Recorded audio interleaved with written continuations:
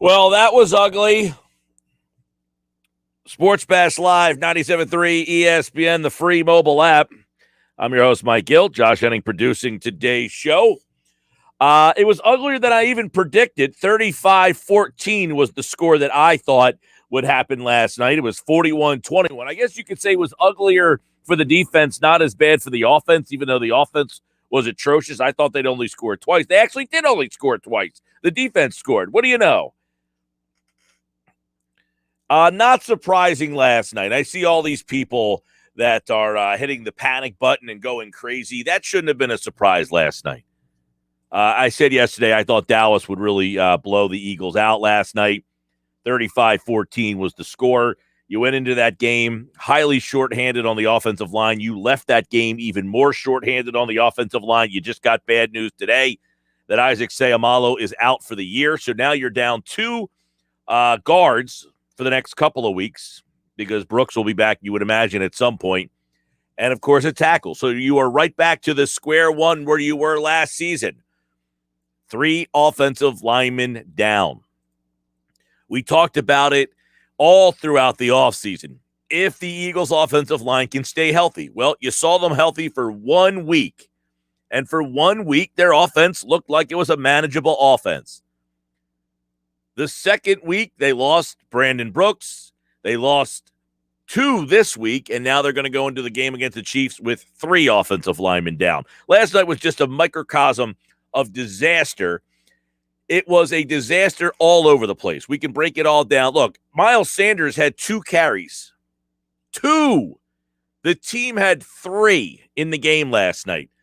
Even though they were, right from the get-go, they were getting their ass kicked from the get-go. They just had no ability to stop Dallas at all. They just do not have the manpower to stop the Dallas offense, which is highly explosive. Look, we looked at this team over the last couple of years. This isn't Dallas this year is just flat out better than you. The Dallas Cowboys have been the better football team than the Philadelphia Eagles have been literally for like the last 4 seasons. Jason Garrett, as the head coach of that team, was the sole reason that those games have been competitive. Now, Mike McCarthy's not some, Hall of Fame coach, but it shows you just the difference of being somewhat prepared. Yes, his time management still has some questions, but the fact that the Cowboys are somewhat prepared as opposed to Garrett prepared, they are flat out a significantly better roster than the Philadelphia Eagles are. This should not be a surprise the way that game went last night. Dallas is clearly a better team than Philadelphia. Philadelphia had no answers for anything last night. Now, you could talk about should the game have been as ugly as it was. I thought Nick Sirianni last night, Grayson's grades coming up in about an hour and a half, Nick Sirianni deserved an F- last night. He was horrible last night. And, I don't want to be the guy 3 weeks into his tenure that starts to question whether or not he is qualified to do this, because I feel like we had these same questions about Doug Peterson in his first season. And the Eagles that season got off to a good start. They won 3-1 to start the year off in 2016. And there were times in the Doug Peterson early first year, you wondered whether or not he was going to be able to win this team over and lead this team. So I'm not sitting here on a day where they got absolutely lambasted by the Dallas Cowboys. I'm not going to be the guy that questions whether or not Nick Sirianni can coach in this league. But there was a lot of questions as to why didn't they run the ball. Last year we used to go back and forth about whether or not they had enough movement in their offense. I would say I don't think Doug Peterson's play calling is the problem. I think the quarterback's the problem. Well, last night I think it was a combination of both. I don't think Jalen Hurts played very well. I don't think the coach put him in good enough position to make plays. I don't think the offensive line was horrible last night. But again, the continuity not there. Landon Dickerson, I thought, had a rough night at the office. Seumalo goes out, so now Herbig has to go in. I thought Dillard actually played pretty well last night, considering. The wide receivers are having a real tough time. You got a lot of inexperienced guys on the outside there. Devonta Smith Yikes. But that was just on the offensive side of the ball. I thought, number one, on the offensive side of the ball, I thought at the play caller was the biggest problem on the offensive side of the ball. I thought Nick Sirianni was the biggest problem last night. He gave his team no chance to win the game last night. He gave his offense literally no chance to win that game last night. Incomprehensible, the game plan they had in that game last night. What have we said for the last couple of weeks here? Friday of last week was Sal Pal against the San Francisco Giants. Tight ends need to be involved. Tight ends need to be involved. Tight ends need to be involved. That's the message. Last night, Chris Long, what did he say during the Manning cast? Where are the tight ends? It's exactly what he asked. What did I ask yesterday? Hey, you have to get your tight ends involved. They are your best weapons. They're your most dependable players on this team. And when you went to them last night, they had a good game. Zach Ertz, 4 catches, 53 yards and a touchdown. Dallas Goedert had 2 for 66.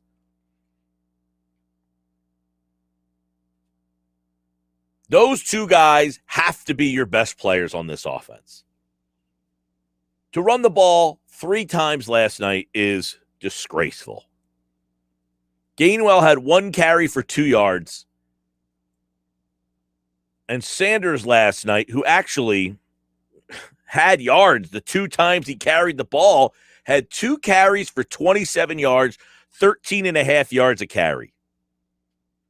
They're down 20-7. They are in the game.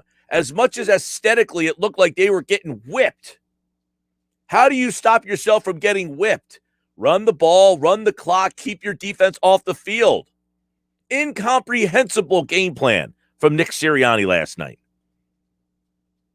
Malpractice what he did with that offense last night with those young weapons. Absolutely horrible.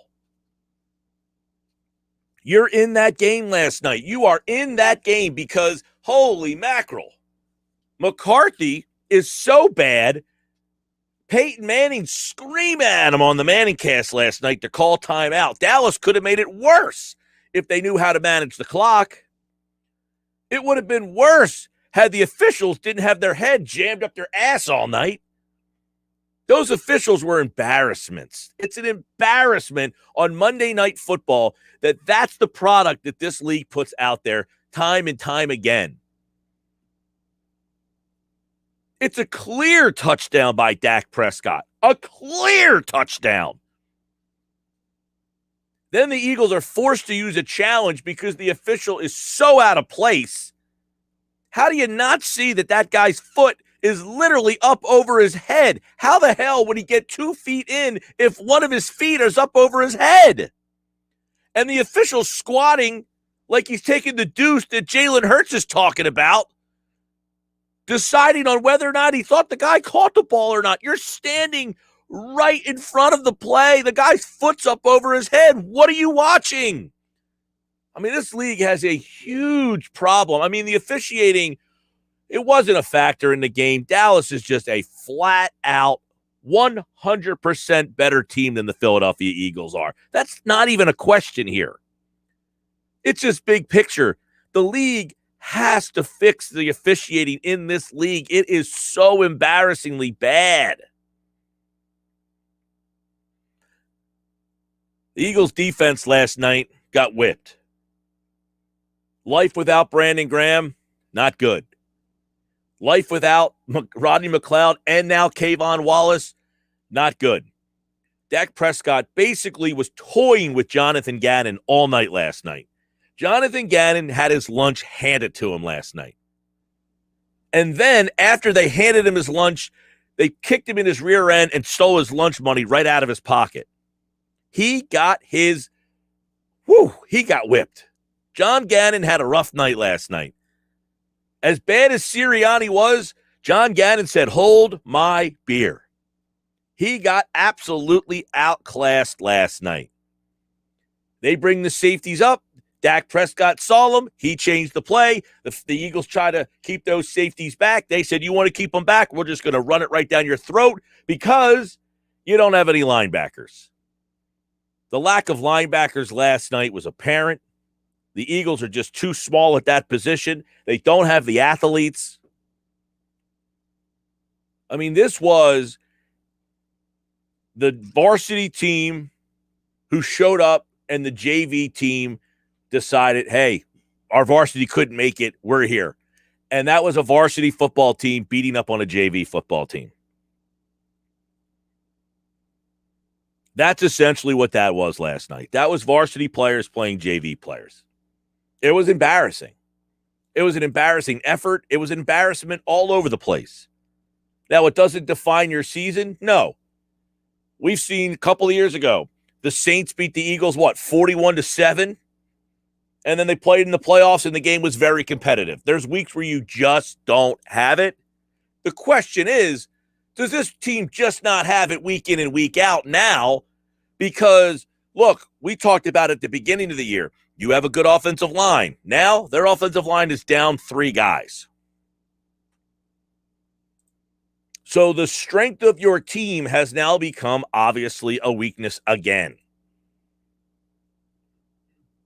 And because that part of your team is a weakness, you now have a rookie wide receiver and 2 second-year wide receivers and a second-year quarterback. And you're basically saying to those guys, hey, we need you to make plays because our offensive line is not stable. So offensively, it's going to be a long year. I mean, unless Mailata comes back and he handles things, and then they get Brooks back sooner than we think, which I don't see happening, I would imagine you're going to see Brandon Brooks out for about 8 weeks. Offensively, I think it's going to be a long year. With those offensive linemen, especially if the coach is refusing to run the football. If the coach is not going to run the ball, you are in for a long season. I don't want to say I'm ready to make a decision on Jalen Hurts. I don't think that's fair. But if you asked me and said, look, make a decision now. If I said, hey, I don't want to make a decision, and you said, nope, I'm the owner of this football team. You run my personnel department. I need you to make a decision today. I would say he's not the guy. And I'm admitting that's not fair. I don't think it's fair to make a decision. But if you forced me to, I would say that Jalen Hurts is not the guy. Underthrown balls, bad decisions, indecisive. The throw, look, last year, I would come in here and I would be slamming Carson Wentz for missing some of the throws. Last night, Jalen Hurts, wide open, Dallas Goedert. That throw has to be made 99.9% of the time by any starting quarterback in the NFL. Has to. And then the next throw, it's intercepted. So he misses a guy wide open. Just missed him.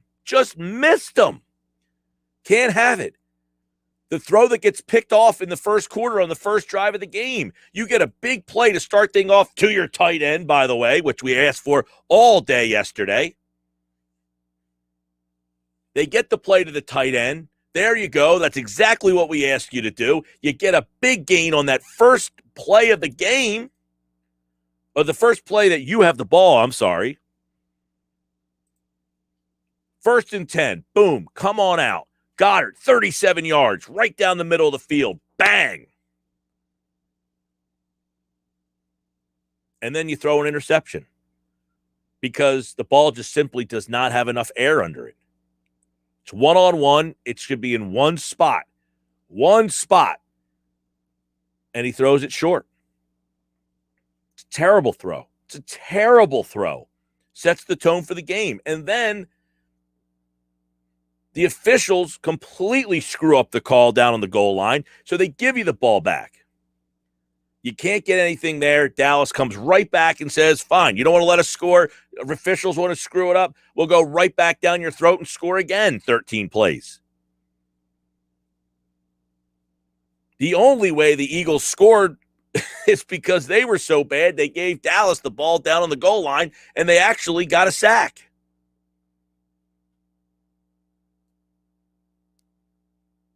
It was just a absolute mismatch last night. And quite frankly, it should not have been a surprise to anybody out there. I don't know why anybody who's an Eagles fan or a Cowboys fan would have any thought that this result would have been anything other than what we saw last night.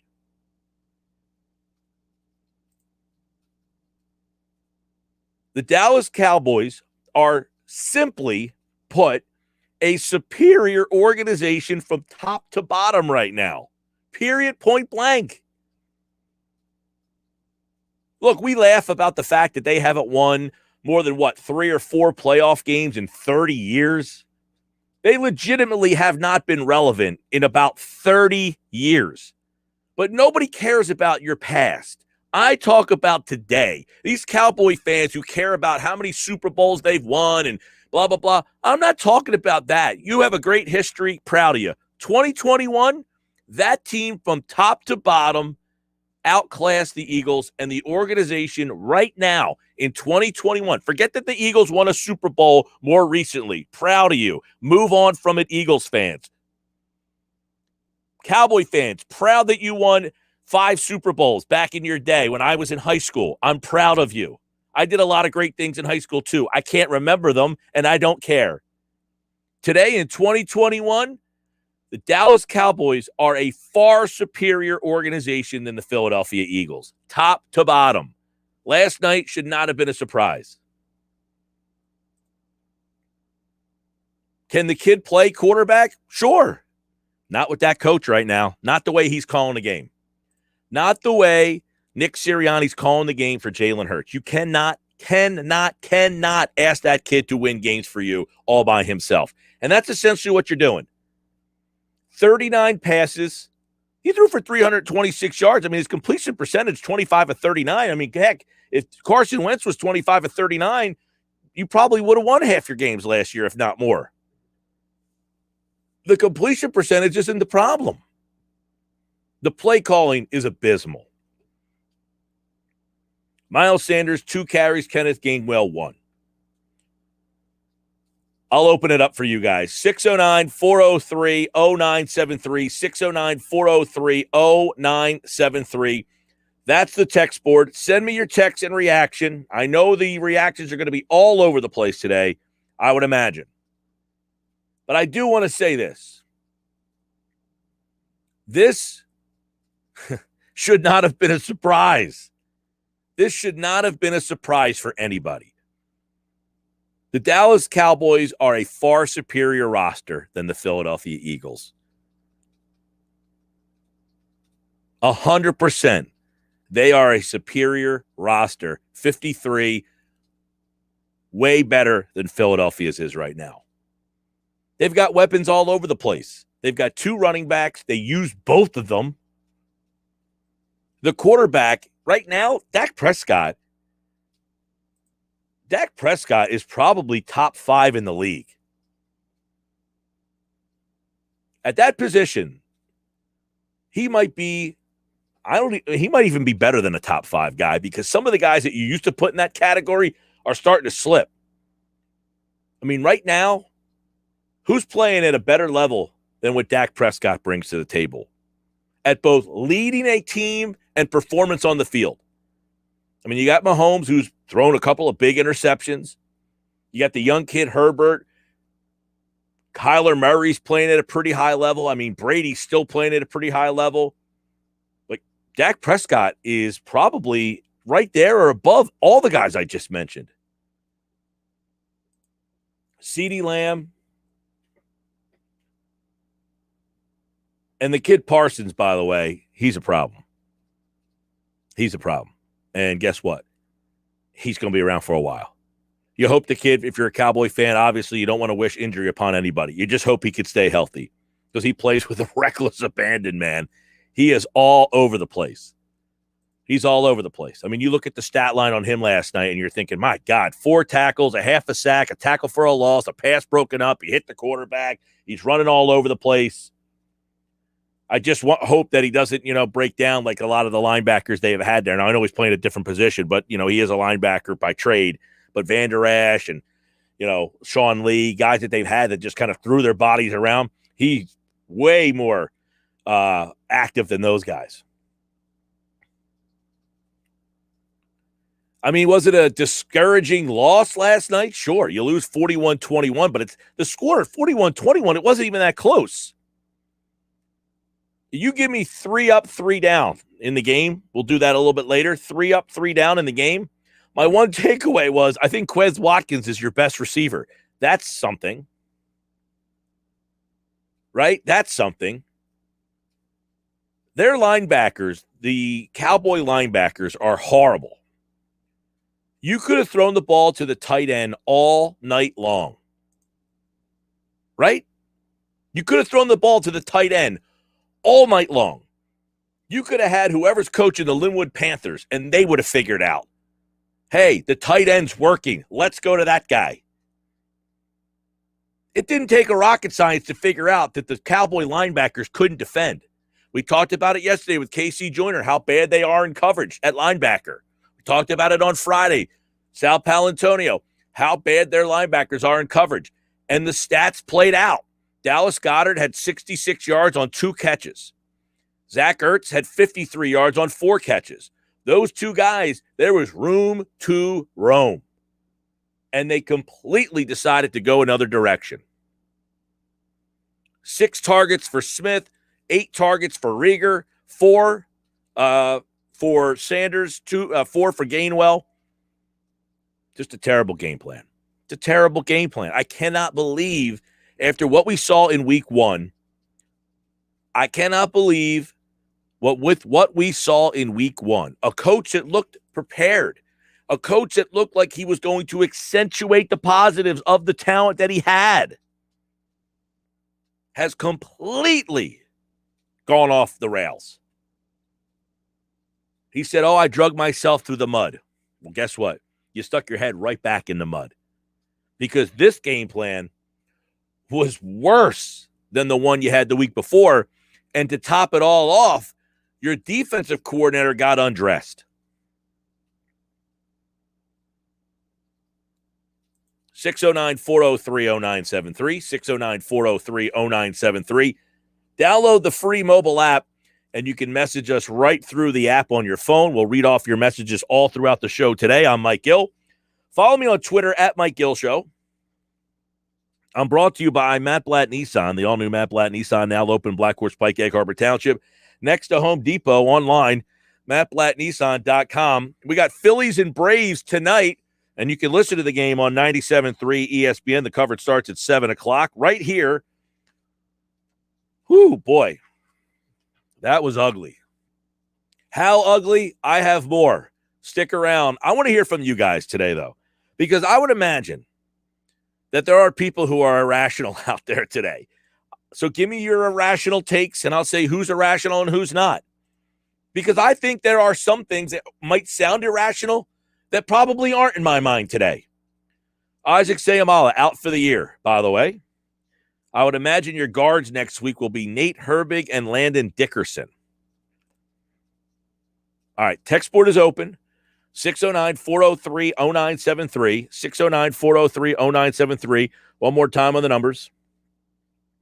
South Jersey, 609-573-3776. Delaware, 609-573-ESPN. 8 Jersey counties, connect with us. 609-573-3776. Message us through the free mobile app. Download the app and hit the message us button, and you can DM us through the phone. And if you're watching the show live, streaming on our YouTube channel, I see your messages, and I will get to them. A lot of reaction today, and it's all about you. 609-403-0973. Text 609-573-3776 on the phones.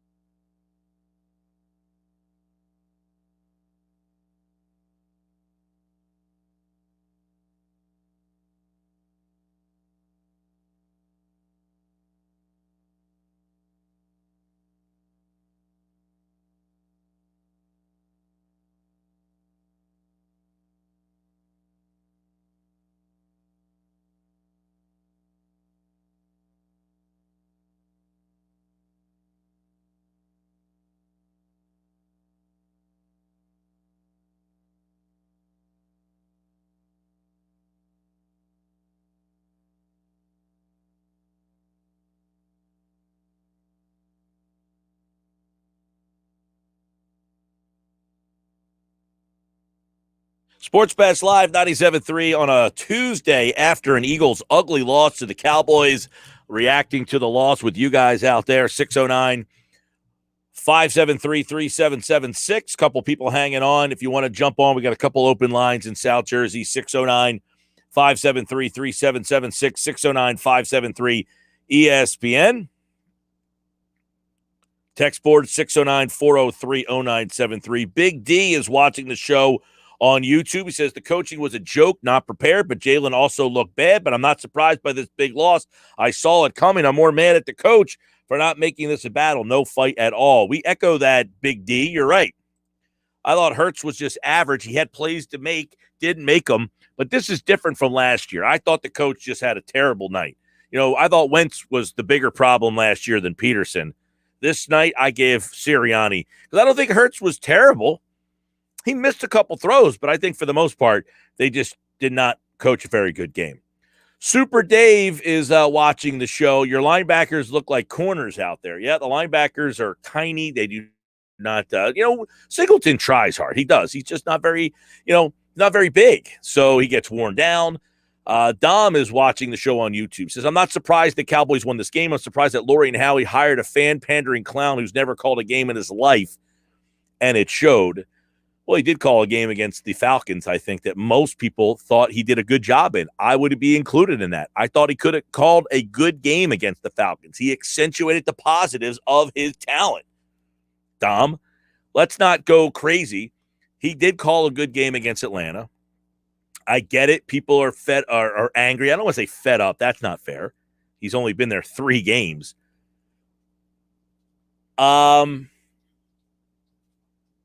Look, the fan pandering thing, if that bothers people, it bothers people. It doesn't bother me. You like the fact that he's trying to endear himself to the fan base. He's trying to endear himself to this rivalry. He wants to try to make this thing special. Chip Kelly didn't get that. You didn't get that feel from that. He's doing his best to try. I don't care about the T-shirt stuff. I don't care about the T-shirts. Let him have fun with it. Buddy Ryan, right, Josh sends me the message. Buddy Ryan was pandering to the fan base. You loved Buddy Ryan. Buddy Ryan didn't win squat, but he pandered to the fan base. He loved to try to juice up this rivalry, and the fans loved him. And the team didn't win skedaddle. 609-573-3776, 609-573-3776. Let me go to... Let's see. I got B. Wood in South Jersey. What's going on, Wood?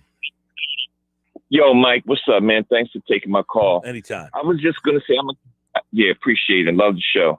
I'm from Galloway, and I checked the game out. I am a Cowboy fan, but I'm not an Eagle basher. I'm not one of those kind of fans. But in my opinion, I would have liked to see Sirianni surround himself with some more wisdom, some more experience on the sideline, especially with the D-line coach and other coaches in that aspect, seeing how this is his first year out. Yeah. I we talked about this with Adam Kaplan on Thursday, and he said, people were surprised that he didn't bring in a more veteran play caller so that he had maybe that they didn't call the plays, but someone who could just kind of be a veteran play caller who say, hey, man, you got to start thinking about run. You got to just to be there with him. And I think you're seeing the growing pains of a young staff and young skill position players. You got to remember, his offensive line is veteran, but his skill players are very young. Yeah, that's true. But I look, you're a Dallas fan and you sound like a rational Dallas fan, so I appreciate that. They're just a better football team right now. Look, they have drafted well, and it's starting to show. The Eagles have not drafted well, and you're seeing the differences in the two teams right now.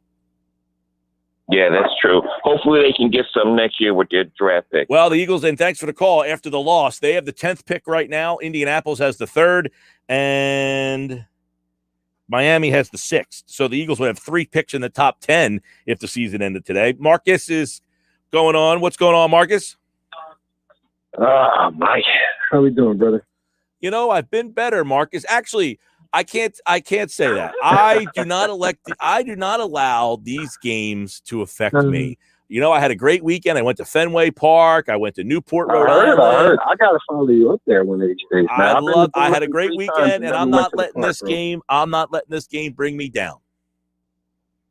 Yeah, I drove past. I never went into Fenway. I think I went to go see Boston College back when they were pretty good a few years back, and that was a great game, a little atmosphere with that.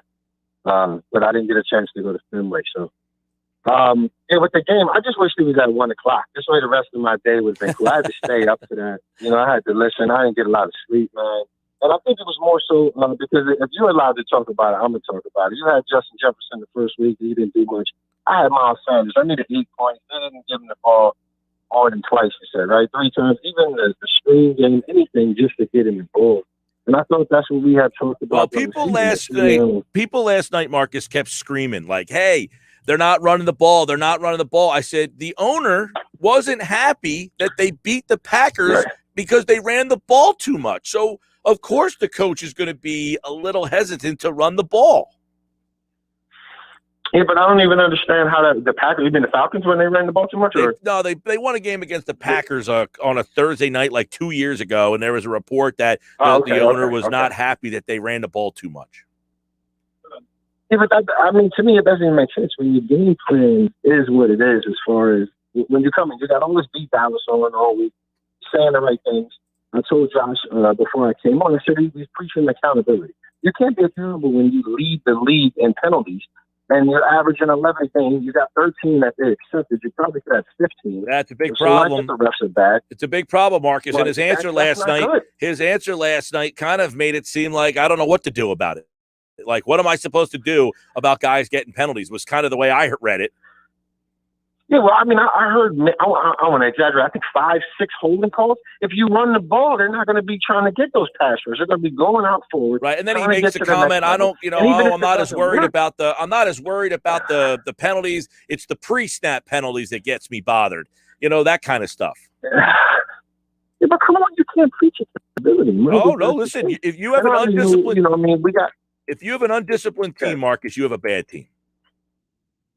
Yes, you do. If you have an undisciplined coach, right, and the staff. If you have an undisciplined team, you have a bad team. And right now, you seemingly have a bad team. And I said before, I think the team could have held its own if the offensive line. Well, 2 weeks in, you started to lose. You lost your guard. You lost your tackle. Last night, you lost another guard. Right. So we're 3 weeks into the year, and the biggest thing they couldn't have happen has already happened. So I think you're and Marcus, I got to roll, man. I appreciate the call. I think you're in for a long year, man, with this offensive line and the situation that you're in. And now the coach, look, I thought the coach might be creative. I thought the coach might help him out. I thought maybe he, bubble screen, jet sweeps, short passes to the speed guys, let them get out in the open, use the tight ends, the guys who are the veterans.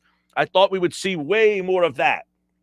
So far, Sirianni, disappointing. Sports Bash brought to you by Deborah Heart and Lung Center. When it's your heart, you don't take chances. Be sure to demanddeborah.org. Phillies start a big series tonight with the Braves. What has to happen for them to stay alive? Frank Klose answers those questions in the mailbag. I have a ton of text messages, and I will do my best to get to each and every one of them and react to each and every one of them. So stay there and keep sending your text messages in. 609-403-0973. That's the text board. Download the free mobile app and DM us through the phone. You can get the phone app in the Apple Store or Google Play. I'm Mike Gill. This is the Sports Bash on 97.3 ESPN.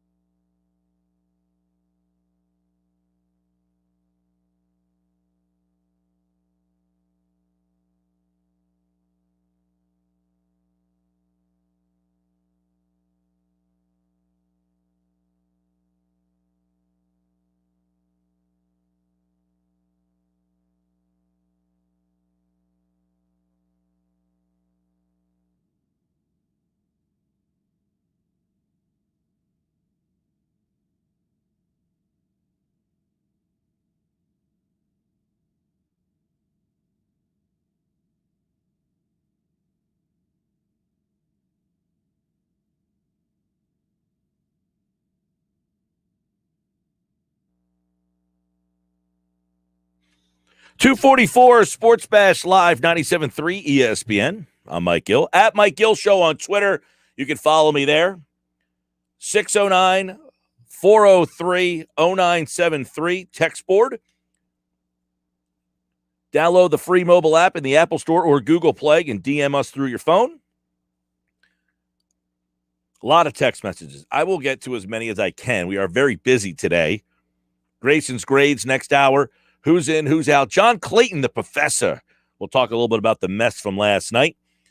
His 5 surprises through 3 weeks of the NFL season as well. Right now, let's check in on the Phillies, who have a big series starting tonight. Frank Klose covers the Phillies for 97.3 ESPN.com. His Phillies mailbag is appearing on our website right now at 97.3 ESPN.com. And Frank, here we go. Down the stretch they come. You wrote about the playoff possibilities and scenarios yesterday on our website. So quickly break down what needs to happen in this series against the Braves to have a shot to win this division and make the playoffs.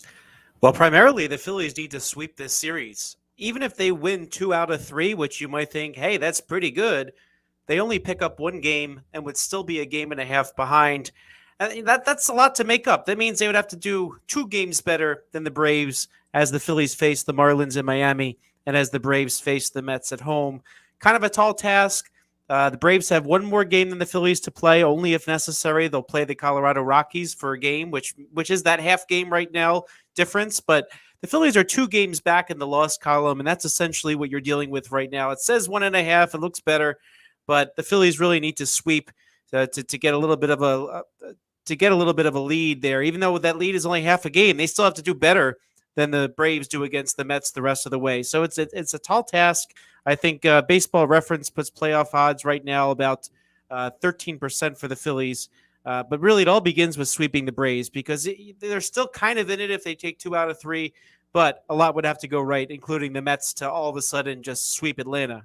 Right. So even a sweep here doesn't really make you feel all that much better because still more work would have to be done. It's not like a sweep really changes the dynamic of the whole of the standings right now. Right. So if the Phillies sweep, they're a half game ahead.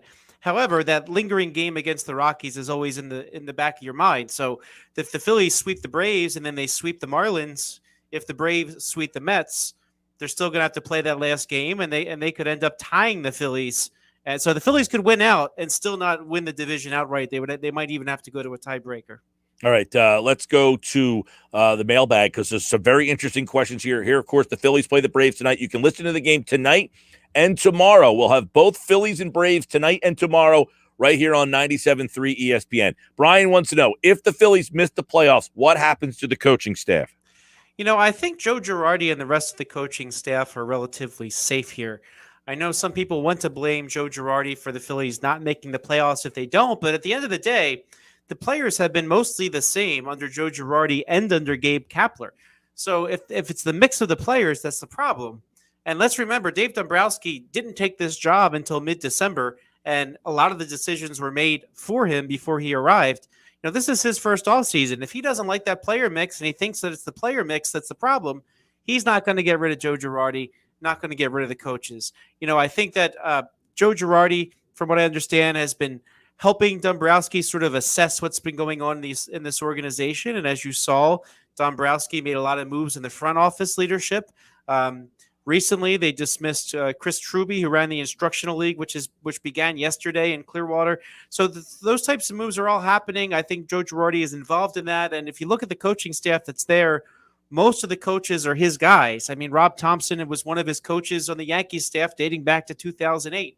He helped hire Joe Dillon, the hitting coach. He helped hire Caleb Cotlem, the pitching coach. And Dave Lundquist took his current role under Girardi as well. So, the holdovers from Kapler, I think Dusty Wathan, Paco Figueroa, Pedro Guerrero, I don't think there's any reason to get rid of them. So I tend to think that the coaching staff and manager will be mostly the same next year. I think the mix of players might be a little different.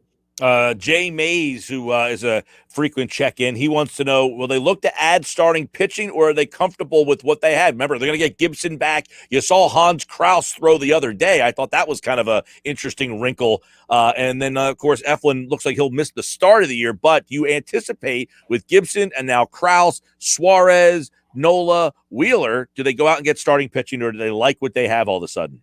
Yeah, you need to get some more pitching in here. If you remember, this season began with the Phillies having 7 starters besides Eflin, as you mentioned, and Wheeler and Nola, of course. Those were supposed to be the top 3. They also had Velasquez, Anderson, Moore, Howard to make up the last couple spots, and all 4 of them kind of fell apart throughout the course of the year. So, the Phillies and any team really need to add a lot more extra pitching heading into a season. I would like to see them get somebody like Tyler Anderson, who the Phillies almost traded for this trade deadline. If you remember that trade that fell through with the Pirates. Somebody like that might be good to have around to kind of fill in for Eflin. But you know what? Provided nothing else happens to the other guys that are holdovers, still want to bring in a nice veteran arm. If you look at the free agent list, there's a lot of guys in their like low to mid 30s who could be a nice veteran arm to be a starter in depth. They could pick up one of them. They could I assume they're going to stash Kraus at AAA and try to develop him some more before he comes up. But maybe midseason he could be an option for the Phillies. So, but you never have enough pitching in this game, and I don't think that the Phillies can actually say, well, we'll get Eflin back, we'll be good. Does Kraus pitch that game? If they need a game on Saturday, it's a bullpen game. Would Kraus get that call again? I think so. I think that he's got enough good stuff that people haven't seen enough of yet that it's worth a shot. I mean, he did okay. I mean, that home run and some walks on his debut. I think he could have done better, of course, but I thought that was fine. 3 innings and 1 run. I think that's kind of the best case scenario. And if they're really getting towards the end there, maybe you'll see some of the starters coming back into the games. All right, let's go to Jovan is wanting to know, what role does Matt Vierling play in the future? I think he's a nice bench player. He kind of did himself a lot of favors. He went down to the Instructional League last fall, didn't play a AAA season last year, or AA season for that matter. So Vierling actually showed up at the fall instructs, and Marty Malloy was his old manager with the Blue Claws. He was running the infield drills last year. He's actually running that team this year. But Vierling basically stood up for himself and said, hey, listen, how about I get some reps at the infield? And you know what? He made himself a much more valuable bench piece. Having somebody that could play infield and outfield, very, very helpful to the Phillies. And you know what? He could be on that roster bubble, the kind of guy that goes back and forth to AAA next year, like Luke Williams, like Nick Maton. But the Phillies have put together a nice little core of young guys that could be decent bench bats going forward. So it's helpful and gives them roster flexibility if they can bounce back and forth.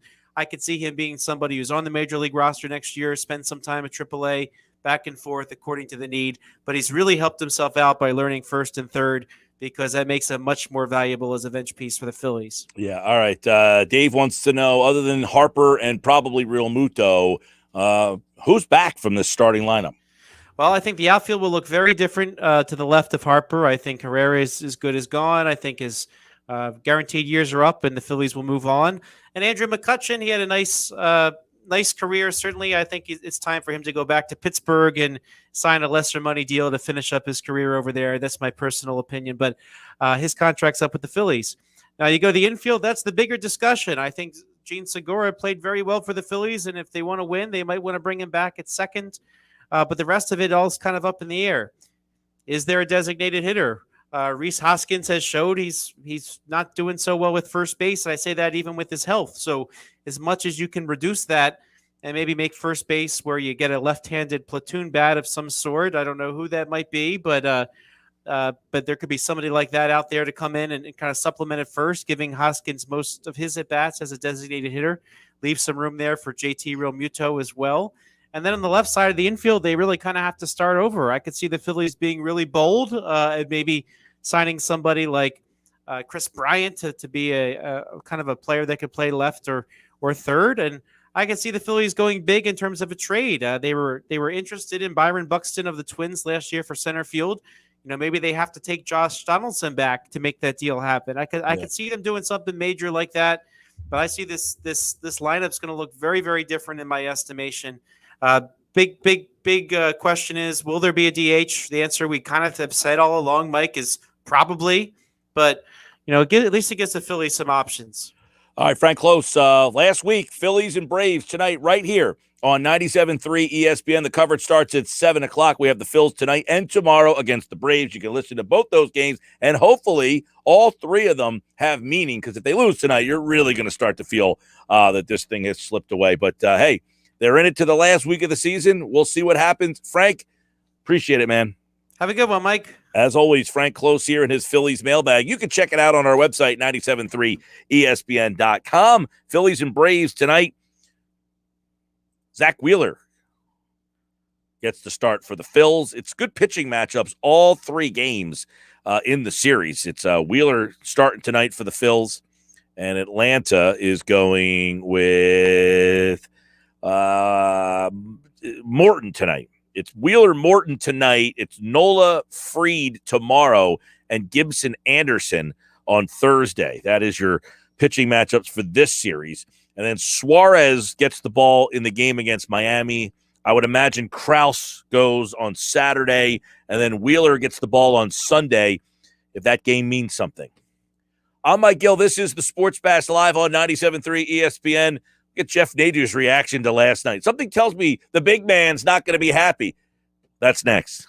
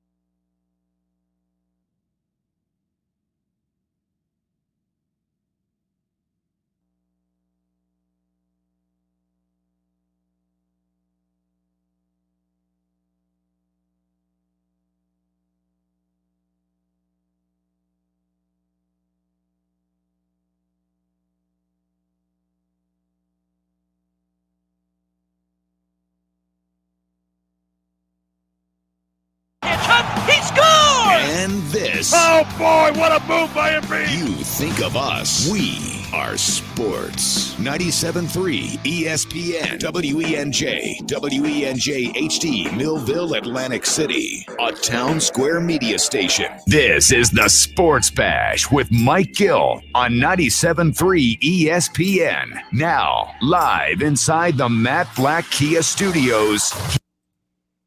All right, hour 2 of the Sports Bash Live, 97.3 ESPN. The text board is pretty filled. The video comment section is filled, and we have messages coming in through the free mobile app as well. If you want to hit me up on the app, download the free mobile app in the Apple Store or Google Play, and you can react to whatever that was last night. I know one man who would like to react to it, and that is Jeff Nadu, big man on campus, is here. We'll take a look at the result from last night, which, Jeff, I am not all that surprised by. I had Dallas winning the game 35-14, but it's one of those things when you see a pathetic effort or pathetic result, you still are like in disbelief that it's actually that bad, and that was an ass-kicking last night. And at the top of the list of the ass-kicking, I have to point the finger at the head coach, right? Yeah, I've been a fan of this team. I'm 32. As a real fan, probably 25 years. I mean, I was kind of a older than I was 7-year-old. I'll just be honest. That means I probably watched in my life, including playoff games, probably 450 games in my life, 16 a season, playoffs, all that kind of thing. That was the most pathetic performance I've ever seen from an Eagles team. And we've been through some bad regimes here. This team was completely embarrassing on both fronts. Jalen Hurts, what is the offense on this team?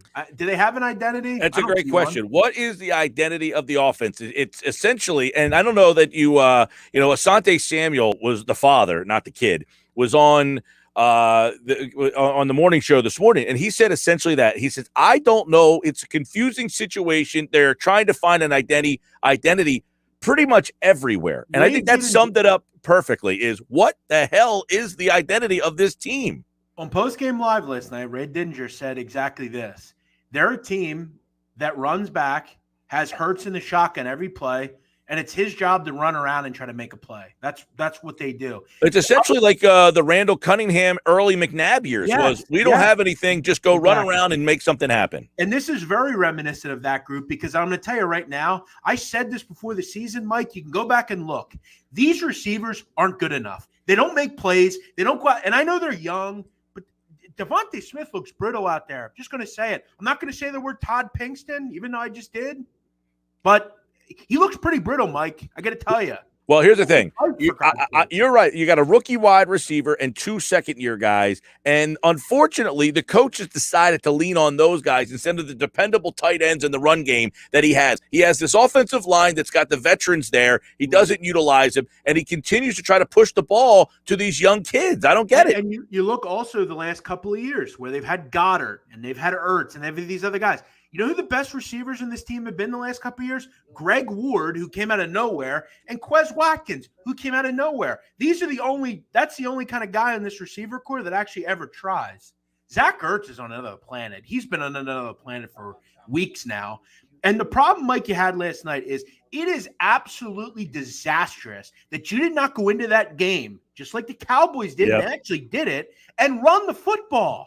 They ran it right down your throat, and they did it all night, and they had pleasure in doing it. They enjoyed it. I mean, Dak walked up to the line, looked where your safety was, and said, you're going to play that safety there? Here it comes again. And they just absolutely pounded you. And, the tight end was there all day long. When they threw to Goddard, he had 2 catches for 66 yards. They made the decision, again, to not go to those guys. I don't get it. As bad as the Eagles are against the run, which they're bad, Dallas is not as right there as well. They're not good against the run either.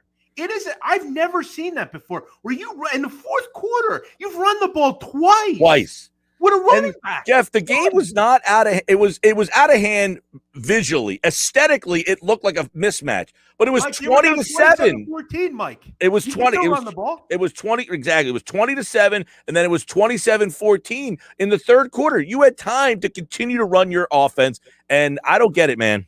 Nick Sirianni, I hate to and I know, look, even I try to give him the benefit of the doubt, but I think we all saw that hire and we were like, I think we all have a pretty good gauge of whether coach is going to be good or not. Like, Mike, when the Sixers hired Eddie Jordan, did you ever think that would work?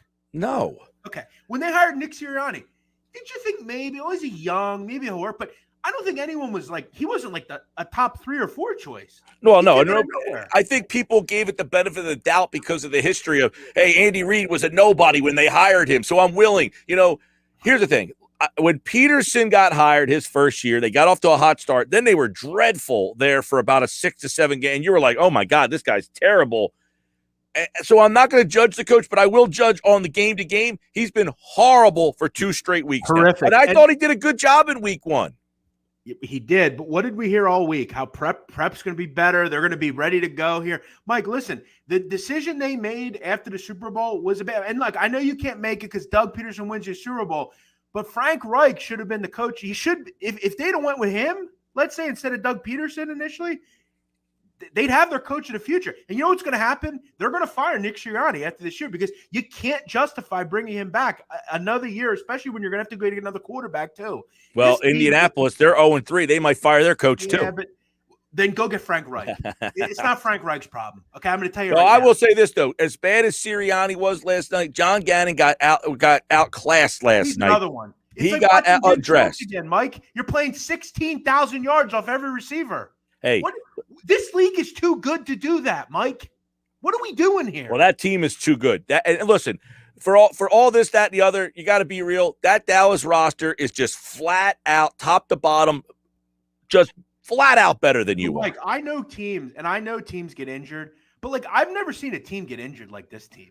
It's crazy. Why aren't they like? What's going on in the medical department with this? Well, team? the Dallas fans will tell you they had 11 guys hurt last night. Yeah, and that didn't matter. Right. It's effort, Mike. The penalties, the stupid, penalties, the missing tackles, I've had enough of Steven Nelson as well. Like, can we ever get a group of corners what was that play in the end zone, Mike, with Darius Slay and Steven Nelson? What the hell was that? You know what's funny? Were you watching the Manning cast or the game? I was watching the game. All right, so in the Manning cast, Manning's going crazy because they look so terrible for 3 plays. He says, how are you going for this here? Kick the field goal, and then that's the play that was the easiest play of them all in the 4th down because he's like, the Eagles look like they figured you out, blah, blah, blah. And then that's the play you're talking about where those 2 guys are turned around.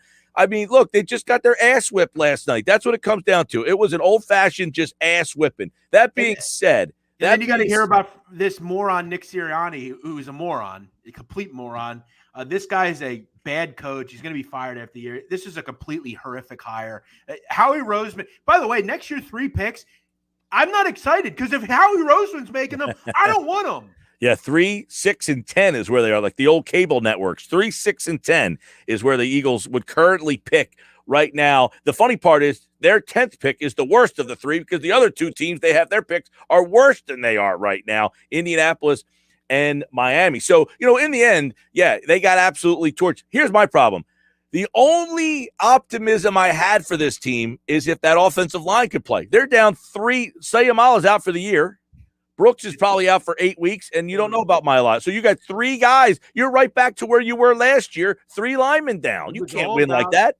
And, Mike, you and I both talked about it. This team had a real leg up in the trenches, right?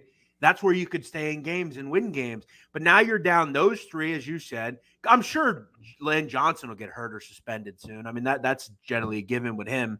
Not that he's not a great player. I don't want to say he's not. But Brandon Graham's your best. Is Ryan Kerrigan, is he on this team? Or I didn't notice him at all last night. And then Bird Brain Derek Barnett went offside. And that was a big play in the game, dude. Is there a more demanding player this team's ever had over him? I mean, that was a big play in the game when he went off sides there. That really was 3rd and 8, Mike. And yeah, exactly. They wouldn't have got 3rd and 8. They ended up getting 3rd and 3. 5 yards, a big difference there. Big time. And it was at a spot where, man, it felt like the game was, and then you felt like, oh my God, if we get a stop here, like all of a sudden you get the ball and you're in this thing and he goes off sides. You're like, are you kidding me? So, however, Mike, I have an NFL play already. I've already bet it. All right. Oh, can I guess it? Yeah. Kansas City. Nope. All right. What do you got? Eagles plus 7.5. All right. So this game is open 8.5. It's 7.5 FanDuel. It's 7 on DraftKings. Mike, I've seen it time and time again in this league over the years. Sure. Absolutely. What did we see last night? It was the only game on TV. Everybody saw how bad the Eagles were. Everybody. We know Kansas City's lost 2 in a row. They're beaten and bruised. They're coming in. They're going to drop 50 next week.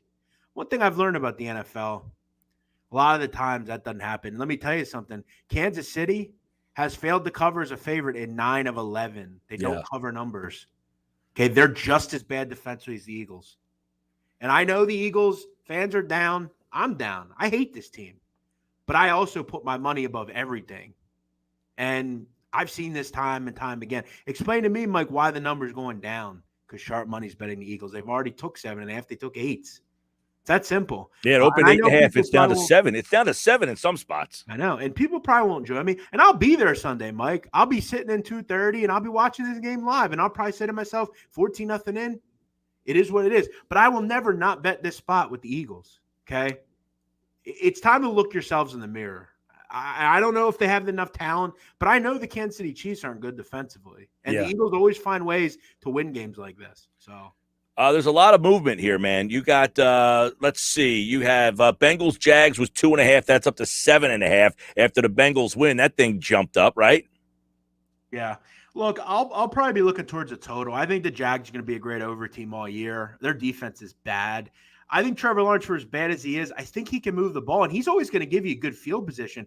Look, it's hard to back them in any standpoint there, though, with his interceptions. I mean, 7 interceptions over 3 games is not ideal. Pretty horrific, frankly. Saints open 5. They are up to 8 against the Giants. Giants 8.5 if you go to play Sugar House, by the way. Yeah, I'm not running to win at a bet on the Giant or the Saints over a touchdown. I think they're good, but I mean, the Giants are kind of desperate, and the Saints, you never know what you're going to get. Some nights they look weak, some nights they look great. I don't really love Jameis Winston backing him, so I'm avoiding that one. All right, Bills open 14 up to 17 against Houston. Now, Buffalo looked really good last week. Yeah, I mean, I think you're going to see some weird, wild numbers this year in the NFL. 17 is a wild number in the NFL. You very rarely see anything over 2 touchdowns. Right. Sharp, I think you got to lean Texans. I mean, I know Davis Mills sucks, though. You're not going to see – I don't think Tyrod Taylor is going to play. I think when you get into those territories, you just kind of take the points and pray. But the Bills seem to have figured it out. That could be 31-0. It's all right. So we got to talk about the Sunday nighter too. Brady's going back there. It opened at 3. New England's at home. Tampa Bay's coming off a loss. It's up to 7 already. Yeah, I mean, I'll keep saying. I mean, if you can find me legitimacy that Bill Belichick's a good coach without Tom Brady, I'd like to see it. I don't think it's there. It's not there. He's just not very good without Tom Brady. Sorry. This skill position group is the worst in the league. They might be worse than the Eagles, actually, surprisingly enough. I think the Bucs go in there and pound the Patriots. And I think the Patriot fans, I think we hear how, we have to feel bad for them for weeks on end. Nobody cares. You won plenty of Super Bowls. Nobody's shedding tears for you. College card, anything jumping out on an early Tuesday? We got Thursday night, Virginia, Miami. Virginia screwed me the other night. They didn't do much offensively. No, they didn't. That was actually one of my losses last week. I've had a good college year so far, but I was on there as well. Mike, I tell you, I like this card a lot this week. I think there's a lot of juicy doggies to bet on here. One that I did play is Southern Cal, -6.5 against Colorado. I know a lot of people are going to say, I don't want to back USC. They're off a loss. I think that's a real look in the mirror type of loss. When you give up 45 to Oregon State and lose 45-27, it's time to wake up as Southern Cal and look in the mirror. It's not like their quarterback didn't move the ball. They did pretty good offensively. Colorado, Mike, is the worst offensive team in the country. They're actually down passing yards wise with teams like Navy and Army. And the reason they're so low is because they don't throw the ball. Colorado just doesn't complete the football. I mean, it's that simple. They're not a good offense. I think USC goes in there and pounds Colorado. 6.5 is too light. That's too low a number. I'll be on Southern Cal this week against Colorado. All right. He'll be back on Thursday for a little deeper look at some of the NFL and college plays, but there's a couple early ones for you to jump on here. Before we let you roll, Jeff Nadu, the Sixers open camp today. No Ben Simmons. So last time we talked, it was here, there. His camp said something. The Sixers fired back, and now we have new information, right? We have new stuff that's coming out today is He don't want to play with Embiid anymore. He thinks his style of play and Embiid's style not conducive to the way he wants to play. Mike, I'm at the point anymore where this organization from a complete whole, from the and I'm going to call out the fan base as well, from the fan base to the upper levels to the coaching staff, it is absolutely pathetic that you get on your knees like this with this guy. It is absolutely disgraceful. Now, let me ask you this. Yesterday was just there are still fans in this fan base that'll justify this crap. No, and I'm not one of them. Look, I think he's played this extremely poorly, okay? But I will say the whole conversation about essentially the players and the coach, they're saying that he don't want to play here because of the fans. Like, he thinks that they're basically putting that message out there that, and it's what I've been saying is, he don't want to play here, not because of what Doc Rivers said, not because of what Joel Embiid has to say. He knows he has not evolved his game at all, and he knows he cannot go back in that stadium the same player because he will get eviscerated. Mike, one of the things about, and I've become kind of a hated Philly fan. A lot of fans of these teams hate me because I speak the truth about these teams. I've been on the front foot with this team for years. They're a loser organization. Their ownership's a bunch of losers. They haven't been the same since Pat Croce left. They're a loser organization. They hire loser coaches that aren't good enough. They hire loser players outside of Embiid that aren't good enough. They never go out and get the guy they need. They bend the knee to people like Ben Simmons, who you shouldn't bend the knee to ever to. Give me a break. You want to bend the knee to Allen Iverson, go ahead. But Ben Simmons, you're going to bend the knee to? This organization are a bunch of stiff losers. That's what they are. They're a loser organization. That's why they're never going to win anything. And people like me who love basketball, I would die for the game. I love basketball. I don't watch this team anymore because of the losers they have running this team and the fan base that coddles these clowns and expects them to do anything different. It's pathetic and disgraceful. Well, for your sake, I hope they trade him. They're not going to. They don't have the balls to trade him. No, they're not going to. You're right. They're not going to trade him. Season with him, it's basically going to be like he's not vaccinated. He's not going to be there. You're going to have to eat the money like you did with Ilya Brizgalov and Andrew Bynum and all these stiff idiots that they hired before and brought in. Well, they'll just keep finding them. They'll just keep finding. I hope in the end, that I don't want to say the poor guy. I hope the guy gets fined and has to basically sit and rot for 4 years. Yeah, but what does that do for you? What does it do for us? We still don't have anything. Well, we don't have him. They're going to trade. They're going to trade. They would trade him for pennies on the dollar and whatever you got back in return. Guess what, Jeff Nadu? You'd bitch about that guy too. I remember how stupid I was years ago when I said, "Get rid of him. Move on from him. Move on from him. Get whoever you can back." Anthony Gargano at 97.5 laughed at me because I told him we should get D'Angelo Russell for Ben Simmons. He laughed me off the phone. Yeah, I don't like D'Angelo Russell. So what? You'd rather pay Ben Simmons to sit on the sidelines? I would trade Ben Simmons right now for. Well, you might get that deal. Straight up, if I could, you might get that deal. D'Angelo Russell. Yeah, you might get that. Like I trade him for you right now. At least there's a shot you'll play. I could shoot. Yeah, exactly. I do got a nice 3-ball, and I can make free throws. And you care, and you have effort, and you actually have balls. Yeah, defensively, I don't know that I can play at the same level as Ben Simmons. Mike, you got to cut it loose. No, at this point, look, they can't bring. First off, he has such a fractured ego and such a fractured mindset. I can't see a spot where he would stick his tail between his legs and come back. He's gone too far. He can't face the fans to be good. Now, the only thing I can see, Jeff, is if this team is struggling out of the gate and he feels that he is the savior coming back to save a 500 team or a team that's underperforming, and they bring him back, and all of a sudden the team starts to win, and he says, see, you can't win without me.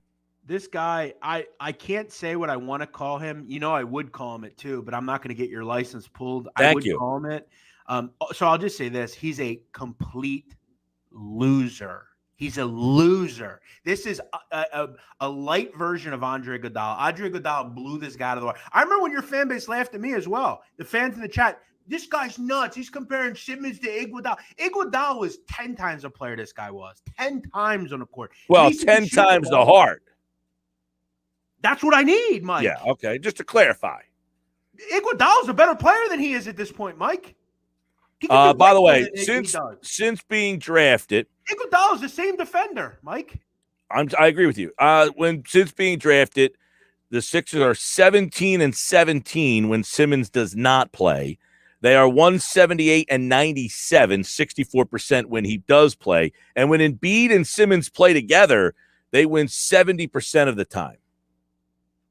Mike, you're cementing stats to me that don't matter anymore. He doesn't want to be here. Oh, they don't have to be for you. They could be for other people listening. Yeah, no, I got it. You're right. Listen, Mike, I will tell you this. You stay. You're not. I'm on one. Like I'm way on the other end. I'm done. This team is a bunch of losers. They cout out of this clown.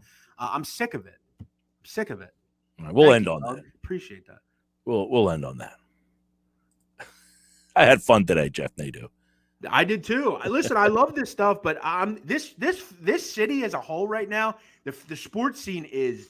Hey, here is the irony for me, and we'll leave on this. The irony of irony is the fans are mad that Simmons doesn't want to play because they're too hard on him. They are mad that they're too hard on him. Isn't that the irony that now they feel offended by the fact that someone thinks they're too hard? Shouldn't they take like that as a badge of courage? Like, yeah, you know what?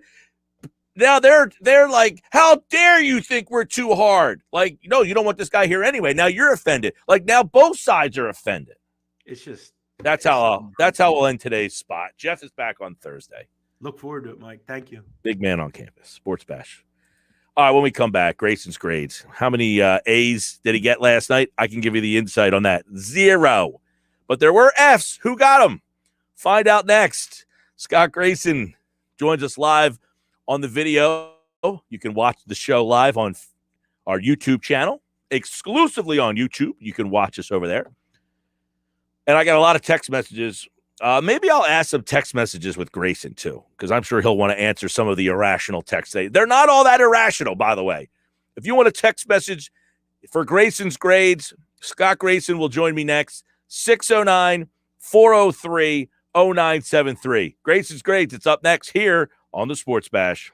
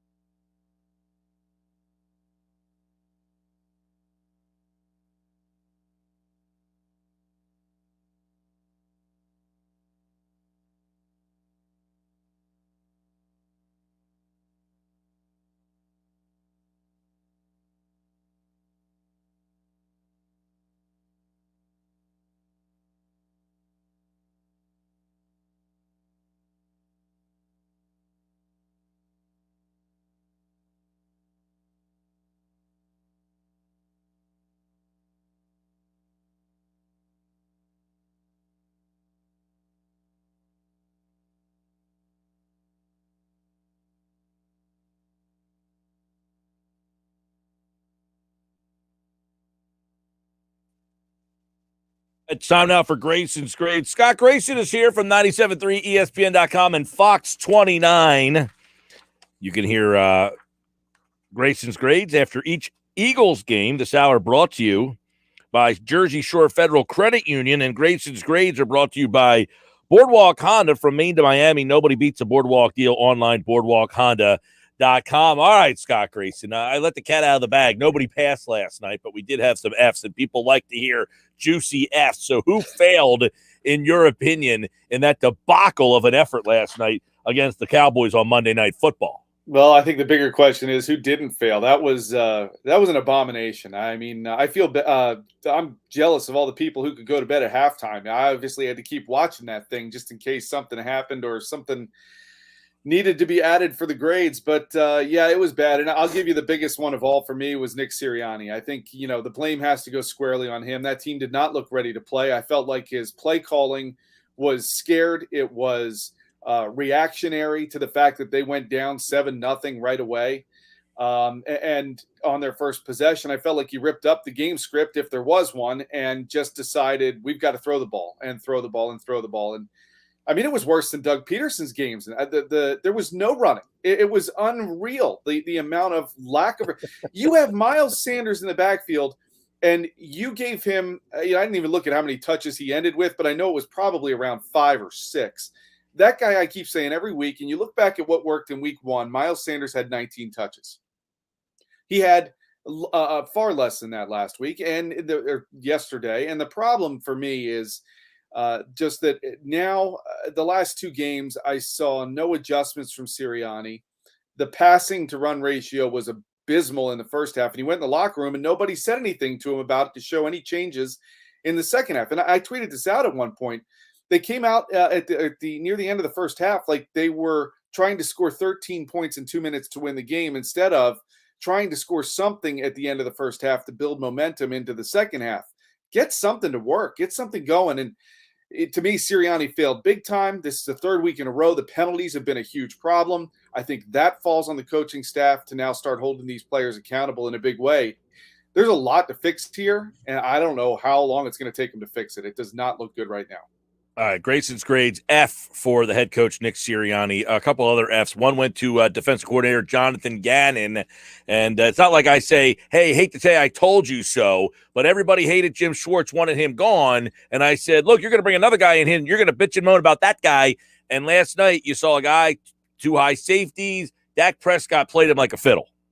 Yeah, and you're right. And they did a good job on the broadcast, I thought, of explaining how that was happening and what Prescott was looking for. Again, adjustments, a lack of it. There was not that and there were bad penalties on defense as well. And I wrote this in there. I think the penalties go on him as well. I think the coaching staff all around needs to be accountable for that, and he needs to hold his defensive players accountable for that. But yeah, I mean, you look at what that defense, and the one little asterisk I'll put next to them is that defense had to be tired because the offense was on the field and off the field in a hurry, and that defense was right back out there having to try to do their thing. The time of possession was abysmal. So the defense was constantly out there with very little time to try to adjust, and then also with very little rest to try to get back out there. But anytime that they had the opportunity to try to get off the field, they couldn't do it. That's the 2nd week in a row that that's happened. And you're right. Dak Prescott read them.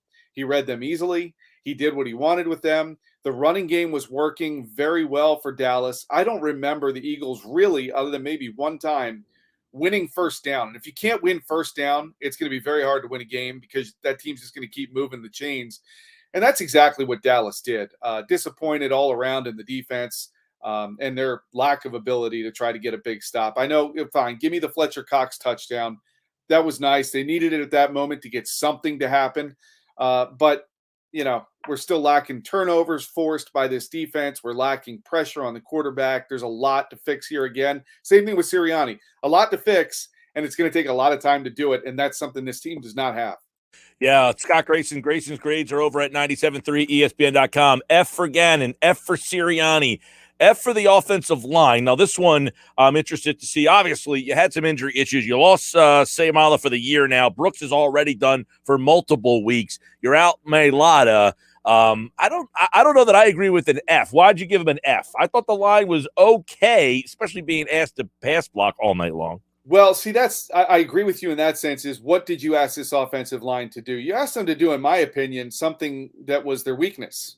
You've got new guys on that line, and offensive line will tell you all the time it's a lot easier to run block than it is to pass block because you're going downhill instead of trying to backpedal and hold guys upright and give your quarterback time. I felt like Jalen Hurts, when he dropped back to pass, didn't have time to throw. I felt like that Cowboys defensive line was abusing the weaknesses on that offensive line. So as a whole, it made them look bad. They couldn't run anything downfield. Therefore, the Cowboys were constantly coming with their ears pinned back, and they were playing the short pass. And that's what the Eagles, that's all that Jalen Hurts had time to throw. So I blame the offensive line for the lack of pass protection. But like I said, I think you also have to give the offensive line a little bit of leeway to say they were asked to pass block pretty much exclusively. The Cowboys then got to come at them hard every time. There were too many holding penalties as well. Lane Johnson got called for several of those. That's not typical of Lane Johnson. These are all things that have to be fixed. And I think a little bit more balance would have helped that offensive line out. But you mentioned Seamalu out now. That's one place we knew this offensive line, or that this team did not have a lot of depth, was offensive line. Now it's being exposed. And good luck with an upset, frustrated, and angry Chiefs team coming to town knowing that you have a weak offensive line. Yeah, the offensive line's interesting because Dickerson, obviously, they drafted in the second round. They had high hopes. I thought he was iffy last night. There were some reports that he was limping off the field at the end of the game. Now you're probably going to have to go with Herbig back at one of the guard spots. It's the one thing, Scott, we said, look, this team can compete if their line stays healthy. Unfortunately, you've now gone right back to where you were last year with three guys. You're probably going to, I would imagine, they'll probably move Dickerson from right guard to left guard, Herbig from left guard to right guard. So you're going to have new guys there. You have no idea what's going to happen at the tackle spot. And I think it's only a matter of time before Jason Kelce, who's the oldest guy of the group, something happens to him. And Lane Johnson hasn't been very dependable. No, and Seamalu was pretty much your backup center too. So if Kelce goes down, you're looking at a problem I would imagine they use Dickerson. I mean, the sirens need to be going off right now inside NovaCare that offensive line. Forget even any of the scenarios you laid out possibly taking place, because at that point, then you're pushing the panic button hard and heavy. That offensive line is going to be a mess. So now this is where you got to look at your play caller, and that's going to be Nick Sirianni right now, and say, you've got to scheme something that allows that offensive line to build some kind of confidence. Because right now, I can guarantee you they're shaken. They don't have much confidence. They aren't even really confident in the guy lined up next to them because they probably don't even know their names. They got to wear stickers this week to say, hi, my name is, because these guys are not used to working together. I'll tell you, they're going to accelerate trying to get Brandon Brooks and Mailata back, but you can't really accelerate that. I don't know where you're going to find the help that they need on that offensive line. And then the biggest thing to me is you've got to run the ball. I mean, at least let these guys have a chance to just make a block for a split second and shoot Miles Sanders or Gainwell through there. Then you start working the perimeter. I mean, they were asking on the Manning cast last night where these tight ends, where are the tight ends? I mean, they're not even hitting them much. Don't give me the Zach Ertz touchdown late in the game. The Cowboys at that point had stopped playing defense the way they were.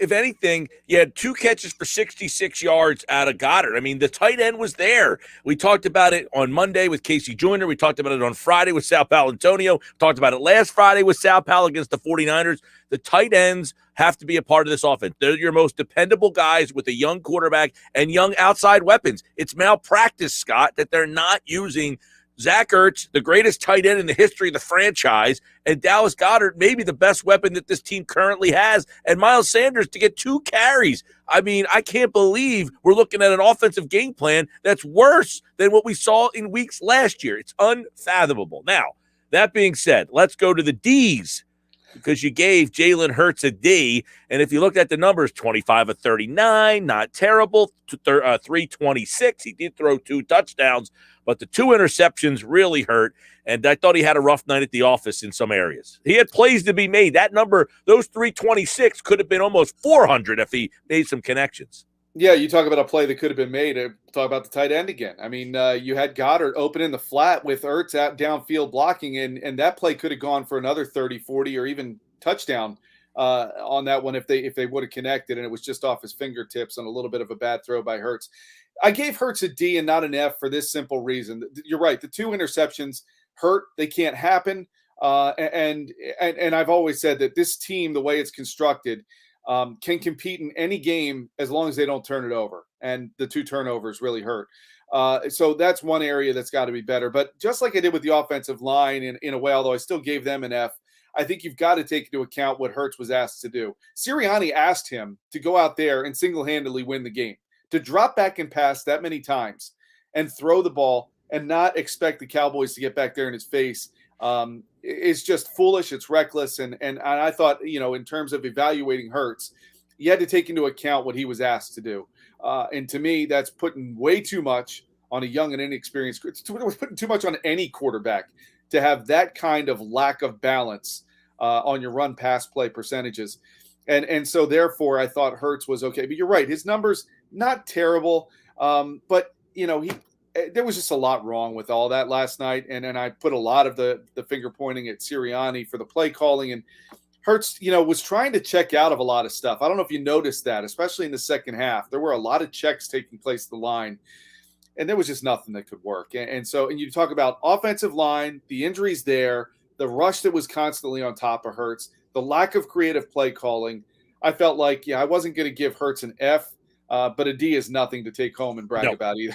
No, I mean, he did make a couple of plays, but, the interception on the first drive, he makes the nice throw to start the game off to Goddard. Then the throw's underthrown, the miss to Goddard. I mean, those 2 alone drop you a grade there. I know it was a late game. There's certain guys that didn't get grades, but I thought Devonta Smith slipping and falling. He hasn't been able – he had that drop over the middle. I mean, I thought that drop was more on him than it was Hurts. I would say he's been a disappointment in these last couple of games. The linebackers had a rough night at the office. I mean, man, the Cowboys said, you want to play there and you got those 2 guys, we'll run at you all day long. There was a lot to unpack on this. Now, we got a lot of text messages here coming in that people want to get answered. So let's get a couple of that have been sent in here. We'll love to see the okay, let's start over here. 609-403-0973 if you want to send in a text. Guys, would love to see a spreadsheet of Hurts throws. Seems that 2/3 of the field aren't options, only throws to the right side. Do you feel that he cuts off half the field? I felt like last night he didn't have time to work through his progressions to possibly see the other side of the field. And keep in mind, who was on the left side protecting his blind side? It's Andre Dillard. So I think he knew that he wasn't going to have much time to look over there. But I think it's a great point from your listener that, look, if teams are picking up that he's only kind of looking at 2/3 of the field, you don't have to defend that other side as tightly. And that then makes an advantage for the defense. And that's something that, this team needs to self-scout. And now they got a short week. They don't have time to even do that. But they have to do a little self-scouting and realize where their mistakes are and what they're doing. And that's one of them. It's not a bad observation that they don't seem to always survey the entire field. And look, week 1, they beat a team they should have beaten. And they were doing the things they should have been able to do. That offense was, I thought, using the whole field. I thought the offense in week 1, Scott, accentuated the positives of the talent they have. They got the bubble screens. They got short plays in space, let guys with speed make plays. They didn't have to take shots down the field because they have enough speed in small areas to let those guys work. And I thought they did a really good job. And I was excited. Wow, they accentuated the positives of the players that they had. They utilized the talent the way that it should be used. And then all of a sudden, you've gone to this. You've completely regressed since week number 1. A couple ones. It's very tough to judge Hurts now, but I think he's a Teddy Bridgewater level quarterback. So that's someone I would move on from or try to upgrade with all the draft capitals that the Eagles have. I said earlier, Scott, I guess the question is, you guys ready to judge or make a assertion? I'm not ready to decide on Hurts, but I said if you put maybe make a decision, put me on the spot, I would say he's not the guy. I'm still leaning. I'm not ready to make a decision on him either, Mike, because I feel like that for the benefit of this team, if you have those 3 first-round picks and you want to do something with them, I think you can build more around Hurts and give him more of an ability to be successful. I think what he had last night around him was not going to allow him to do much, successful. I'm not ready to commit to giving up on him yet. I still think I see a lot of things I do like. It's just not consistent right now. It's not sustained. And that's got to get better. I mean, 3 games in, it's hard to really evaluate this guy and this offense under this coach. But you know how he's doing it. Yep. You know he's got that draft capital. And look at that draft capital, by the way. The Colts, Wentz is playing, and they're losing. That could be a very high first-round pick. The Dolphins are also losing. That could be a high pick. The way the Eagles are playing, they could have another high. I mean, these could be 3 really high picks. Right now, I'm still not ready to go to Deshaun Watson, though. Who else is out there that you really want to move for with that capital? I know that a lot of people, because of the shady gray area background, but I think it's inevitable that if he's available, they're going to make a move for him.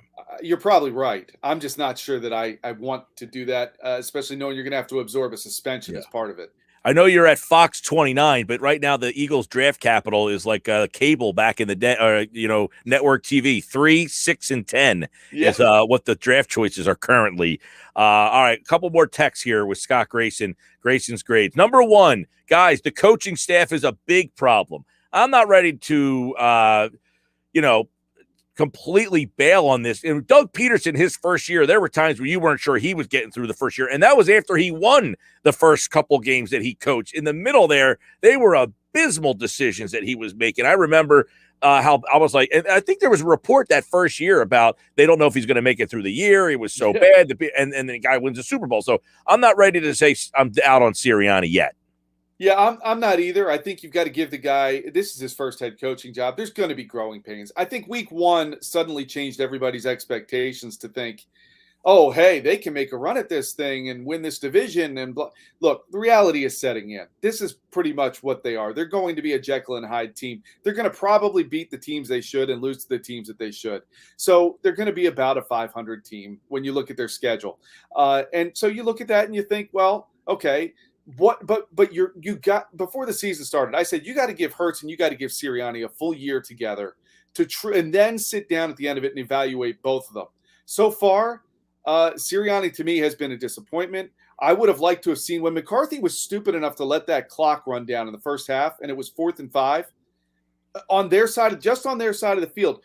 You need something to happen to spark your team. Go for it on 4th and 5. Maybe get 10 yards. What about Scott? A lot of people are texting in about they didn't run the ball. It's not Philly ball. This guy's finesse. He doesn't call runs. That report that essentially said they won the game and Laurie was not happy that they won because they ran the ball too much. I mean, does that factor in to think of this is why the game plan is what it is? Well, I tweeted out last night at one point, I was wondering if Jeff Lurie was the offensive coordinator for that game because it pass. It begs the question, and a young coach like that, you got to believe is going to be influenced by the owner in a big way. If he came down and said, hey, congratulations on that win, but, I'd really like to see some more passing because that's just more fun. Well, he's likely going to try to find a way to do that. But I mean, I don't know that played in last night, too. I just think Sirianni was playing like a coach who was behind by 20 when he was only down 7 and started throwing the ball like it was Madden. And this was crazy. It doesn't work in real life. Scott Grayson, Grayson's grades after every Eagles game. Eagles-Chiefs on Sunday. That game opened at 8.5. It's 7 now. I know you do props and locks, and I'm sure you'll study that line. But a lot of money early came in on those Eagles, and when it went at 8.5, it's already dropped down to 7. The Chiefs have not been a cover team. They have not covered numbers. So we'll see. Andy Reid's back in town. The Chiefs coming off 2 straight losses.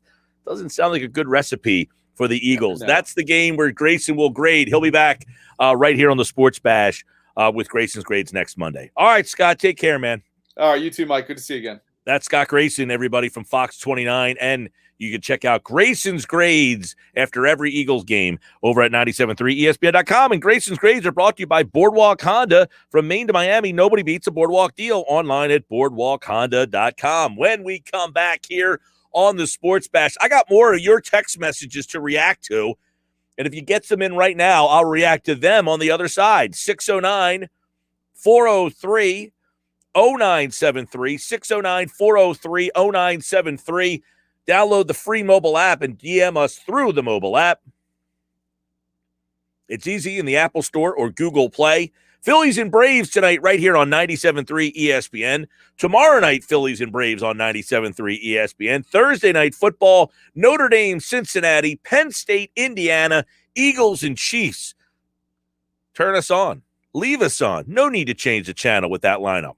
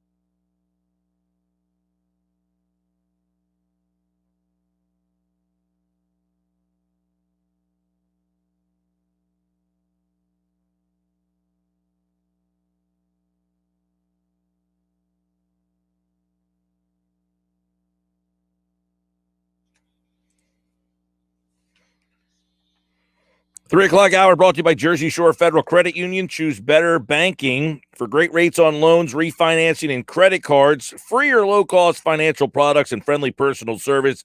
Visit JerseyShoreFCU.org for more information. I'm Mike Gill, at Mike Gill Show on Twitter. Download the free mobile app in the Apple Store, Google Play.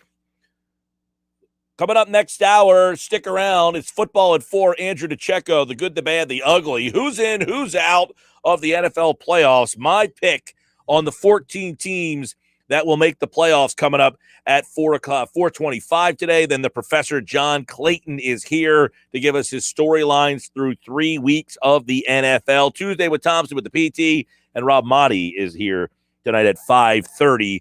On the Sports Bash, I'll get his reaction from some of the things that Jalen Hurts did and said last night, including, hey, sometimes I think the quote of the night had to go to one Jalen Hurts, right? When he said after the game, when you take a deuce, you don't sit there and look at it, you flush it and move on. That goes down for the quote of the year, I would imagine. Has anybody seen the quarterback ever come out and talk about taking a deuce and then flushing it after the loss? Well, that's that's exactly what he said to do last night. When you take a deuce, you don't look at it, you flush it. And that's what he said about the game last night. All right. I told you, if the offensive line doesn't make it through the year, this could be a long season. If the offensive line could stay healthy, I had some expectations that they could have hung in there. Already 3 guys injured, including a new one. How long will Isaac Seumalo be out, and what will they do to replace him? Find out next on Football at 4 right here on the Sports Bash Live on 97.3 ESPN. Plus, check out Dave Weinberg's 2-minute drill right now at 97.3ESPN.com. A quick look back at the Eagles' debacle from last night, including 3 stars, best play, worst play, turning point, and more. It's at 97.3ESPN.com.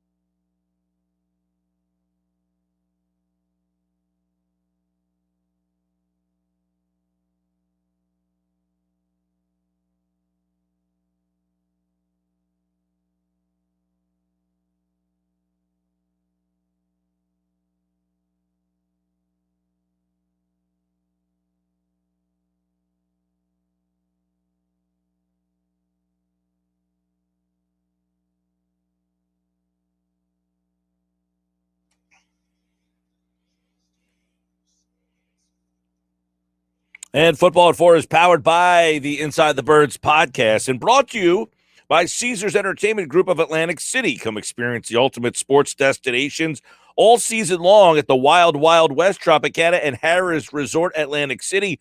Book your game day experience today at Caesars.com. Andrew DiCecco has the honors of coming in after that debacle last night. 41-21, Dallas, and it wasn't that close. Where do we start? Andrew comes in now here on the Sports Bash on a Tuesday after an ugly Monday night loss, Andrew, which, I don't know about you, it felt like at no point the Eagles were competitive in that game, even though there were shots for them to stay and get back in that game. It was 20-7. It was 24-17. They had some chances to stay in the game, but at no point did it feel like the two teams were of the same caliber. Would you agree with that? Yeah, and they had that small glimmer of hope with Fletcher Cox came up with the football in the end zone, and it was 7-7, but that quickly dissipated, and it sort of just got out of control from there. It started spiraling out of control, and you saw the final outcome. Obviously, right from the get-go, the Cowboys decided, hey, you can't stop us, and they stuck with it. What'd you see defensively that may be something that is worrisome moving forward? Just being gashed in the running game, Mike. I mean, they're just getting bullied and pushed off the ball, not getting any penetration. If it's not Javon Hargrave or Fletcher Cox getting that penetration up the middle, they're not. There's not a whole lot of. They're not getting a lot of resistance. I mean, teams are having. I mean, you saw it in week 1, right, with Mike Davis having his way with the Eagles' defensive line, defense as a whole in that first half before the score ultimately dictated their offensive approach. And you're seeing the product of having undersized linebackers that when your defensive line can't keep those guys clean, they're all of a sudden getting exposed. They're good sideline to sideline, but when you're asking them to attack downhill, that's not their strong suit. That's not what they're adept at doing. And that's a recipe for disaster. They're also not good in coverage. They made Dalton Schultz look like Travis Kelce. Dalton Schultz is an okay tight end, but he went into the game with 8 catches for 63 yards. I believe he finished last night alone with 7 for 80 and 2 touchdowns. There's issues all over that defense, and they're going to have to get it corrected because they're getting an angry Kansas City Chiefs team coming in to the link on Sunday. Yep, you mentioned the linebackers there and how they just really had a tough game in terms of the physicality. Like, it just seemed that they were worn down. But one thing with the defense, you saw how Dak, he really was toying, it seemed like, with Jonathan Gannon's group. They kept those safeties back. He would look out over. If they brought the safety up, he saw it right away. I mean, is that just, hey, Dak Prescott's really good, or are people catching on to what the Eagles are trying to do? It's a combination of both. Dak Prescott is a very savvy quarterback, and he's going to take advantage of anything that he sees, anything he can use as leverage. He's gonna expose it and exploit it, and he did that right off the bat. And the Eagles didn't have an answer for it, and they just continuously kept going back to the well. And then they would go back to the running game, and they would gash him there with Tony Pollard and Ezekiel Elliott.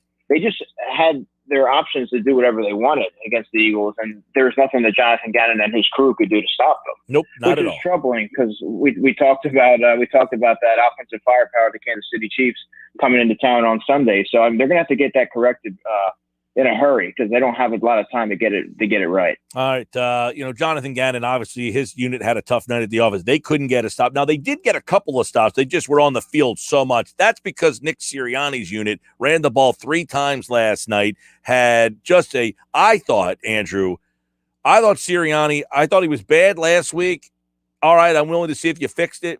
I thought he was worse this week. I mean, what did you think about the game plan Nick Sirianni came in with last night? To be honest with you, he looked lost. It looked like the moment was quite big for him. The bright lights of Monday Night Football. You thought that was ultimately. I mean, those bright lights can you're either going to rise to the occasion or you're going to sort of shrivel up. And it's a young team, Mike. You have a lot of young wide receivers. You have a young quarterback who just made his 7th NFL start. He's essentially a rookie, and you were missing 2 starters on the offensive line. So going into the game. So that's just not a recipe. You have to find a way to get your quarterback and your offense settled into the flow of the game. The Cowboys would have allowed Dallas Goedert to have his way. The flats were open for the running backs. get your quarterback involved with these short passes and start to pick up chunk plays and make it, manageable distances to pick up these yards instead of having them just drop back and you're essentially asking your quarterback to win the game for you. Miles Sanders having 2 carries in the game is unacceptable. I believe that was the Eagles set an NFL record with fewest rush attempts, if I'm not mistaken. It's just you have to. Jalen was off the mark. I mean, obviously there's that underthrow to Jalen Reagor in the end zone. That was woefully underthrown, but he also was behind on several throws. But you also, if you're Nick Sirianni, you have to find a way to help your young quarterback out and put him in position to be successful. Yeah, that's a good point. Like when you look at Hurts last night, I mean, the yardage 326. He had a couple plays with his feet. He made the throw to Ward. Go figure. Old reliable Greg Ward's the one guy who steps up and makes a play. But how does Hurts look through 3 games? I mean, if I said to you, hey, you need to give me an answer on Jalen Hurts after 3 games, would you be? I mean, obviously you would say, well, I need more time. But through 3 games, have you seen any trends or anything that makes you concerned, or you feel like this guy has shown enough that he can be a good week-to-week starter? Well, it seems like the game plan is very simplified for Jalen. He keys in on his primary read, and when that's not there, he doesn't let routes develop, and he's not patient to work through his progressions. He's quick to elude the pocket. These are things that we talked about last season. He's got to be more patient and hang in there and let routes develop, because then you're disrupting the whole flow of the offense. And he's just not accurate when, they talk about the pass to Dallas Goedert out there. He had Dallas Goedert wide open. Dallas Goedert, yes, he should have caught the ball, but that was behind him. The one that Quez Watkins, that contested ball, that was behind him. And these are things that you start to notice. Like the ball placement is very inconsistent. He thrived in the Atlanta Falcons game in the opener when everything was sort of close to the line of scrimmage. They were working horizontally. These are things that you start to pick up on, and defensive coordinators are as well. They're making Jalen Hurts beat him down the field, and even on those short to intermediate routes, which he's really has starting to struggle with his ball placement. So you need to see this progression, and I think you owe it to Jalen to give him a full season to see if he's able to make those adjustments, and if the coaches are able to work on him with his footwork and things of that nature. But right now, there's a lot of tendencies, and that you can clearly see that defensive coordinators are catching up to him. Yeah, I know the throw on the deep throw. I mean, he makes a great throw to start the game to Goddard. I don't want to say a great throw, just an easy pitch and catch. They get a big gainer out of it, and you feel like, okay, you went down and scored. We're coming right back. That interception, I mean, he throws that's an underthrow right there. And then there's the throw to Goddard, who's wide open out there. That's a throw that we criticized Carson Wentz for missing essentially all year last year. That's a simple NFL pitch and catch, right? Yeah. It's funny that I thought Jalen's best throw of the night was on that 24-yarder in the fourth quarter to Quez Watkins down the right sideline. They ultimately didn't end up counting because of Landon Dickerson. I believe he was ineligible downfield. But there was not a lot of remarkable passes from Jalen last night. I thought that he, along with the entire offense and Nick Sirianni, really struggled. The defense, they had their own issues, but you have to remember they did have 2 goal line stops. They got him on the board early, and then after a while they step bend but don't break, and that's what you saw. And it just wasn't complimentary football and by any stretch. Yeah, Andrew DiCecco, Football at 4. Good stuff here. Obviously, the offensive line lost another piece. Sept is out for the year. Liz Frank injury, so he's done. You're already down Brooks. You're out Mailata the other night. So you're essentially, Andrew, right back to where you were last year, with 3 replacement guys. So let's start with Sept. Do you anticipate them moving Dickerson from right to left and Herbig from left to right? Do they stick with what they had, Herbig at left, and keep Dickerson at right? How do the 2 guards now play out with the 2 injuries already in the interior? And this is the exact reason why on your show I mentioned that I would be hesitant to deal Andre Dillard, because while it looked like you have an embarrassment of riches in the trenches, we know how quickly things can change, and now all of a sudden you're having to rely on some of these depth pieces. But fortunately for the Eagles, Nate Herbig has played a lot of football for them because of those circumstances last season. He can play left or right. I think if you're the Eagles, you kind of want to keep Landon Dickerson where he's at right now. Keep him at right. Keep Nate Herbig at the left. As for a rookie, you don't want to have him all over the place. You want him to be able to just focus on one position and let him, try and excel and execute what they're asking him from that spot instead of moving him all over the place. If you want to move him to left guard, you want to move him to center in the off season, go ahead and, he'll have plenty of time to adapt to that. But I think right now, just put Herbig at left, keep Landon at right, and sort of go from there. But yeah. I mean, and they also have Sua Opeta around, who also played saw some game action last season. Driscoll just got the 21-day window just opened up for Driscoll too. Right. So, I mean, is it ideal? No, but a lot of these depth guys they're not exactly green, if you know what I'm saying. Like they play some football, so they have some experience to, fall back on. What'd you think of Dillard last night? Actually, I didn't think he was too bad. Obviously, they gave him a little bit of help, but you didn't hear his name called very often. And I thought that, based on what we've seen from Andre Dillard, I thought that was, pretty encouraging. I thought that he acquitted himself, fairly well. I mean, there's obviously certain aspects of his game last night that you could see that you don't want him out there as an every week starter, but it was a lot better than I anticipated. I'll tell you that. Talk with Andrew DiCecco, football at 4. Jamie Collins just got released by the Lions. Would you have any interest in him after watching the Eagle linebackers last night? Maybe they'll kick the tires on him, but he's been bouncing around a little bit. I'm not exactly sure what he has left or what he can contribute to a defense at this stage. Maybe he can fill like that Jannard Avery type role, be a Sam linebacker, let's see a handful of snaps. I mean, it certainly can't hurt. I'm just not sure how much he's going to move the needle at this stage of his career. All right. A couple other observations from last night. Obviously, we talked a little bit about Sirianni. And what are you thinking about these young receivers? Devonta Smith. It's weird. At one point last night, I tweeted out, it looks like Quez Watkins is the most polished, best guy you got at this point. Are you a little concerned with what you've seen? Rieger, obviously people were down on him entering the season, and what we've seen now 3 weeks from Smith. Yeah, and Mike, it's Quez Watkins looked like the guy that Jalen Hurts had the most confidence in. You're right. I mean, when you make catches like he's made coming up big, and I think if you're a quarterback, you're going to keep going back to that guy. But what's more concerning to me is you had 2 first-round receivers out there in Jalen Reagor and Devonta Smith. They both combined for 14 targets and 8 receptions, but they really didn't provide much in terms of big play. You got to help your quarterback out a little bit. I mean, you were drafted at it's pretty high draft capital. Obviously, the ball placement was off all night, but I mean, you got to help your quarterback a little bit here. And it looked to me like Quez Watkins was he was the only guy that really stepped up as far as the wide receivers go. And I really thought that you were going to see more from Dallas Goedert. Just finished with 2 receptions on 4 targets. The middle of the field was wide open all night, Mike. And the linebackers, as I outlined on your show when we last spoke on Friday, the linebackers are not very adept at covering that middle of the field. So he had that all night if he was willing to go to it. And you thought that you were going to start to see that trend early in the game, but they never really got into a rhythm. That's a great point, is that the offense just absolutely lacked rhythm, it seems like, all night. And you brought up the tight ends.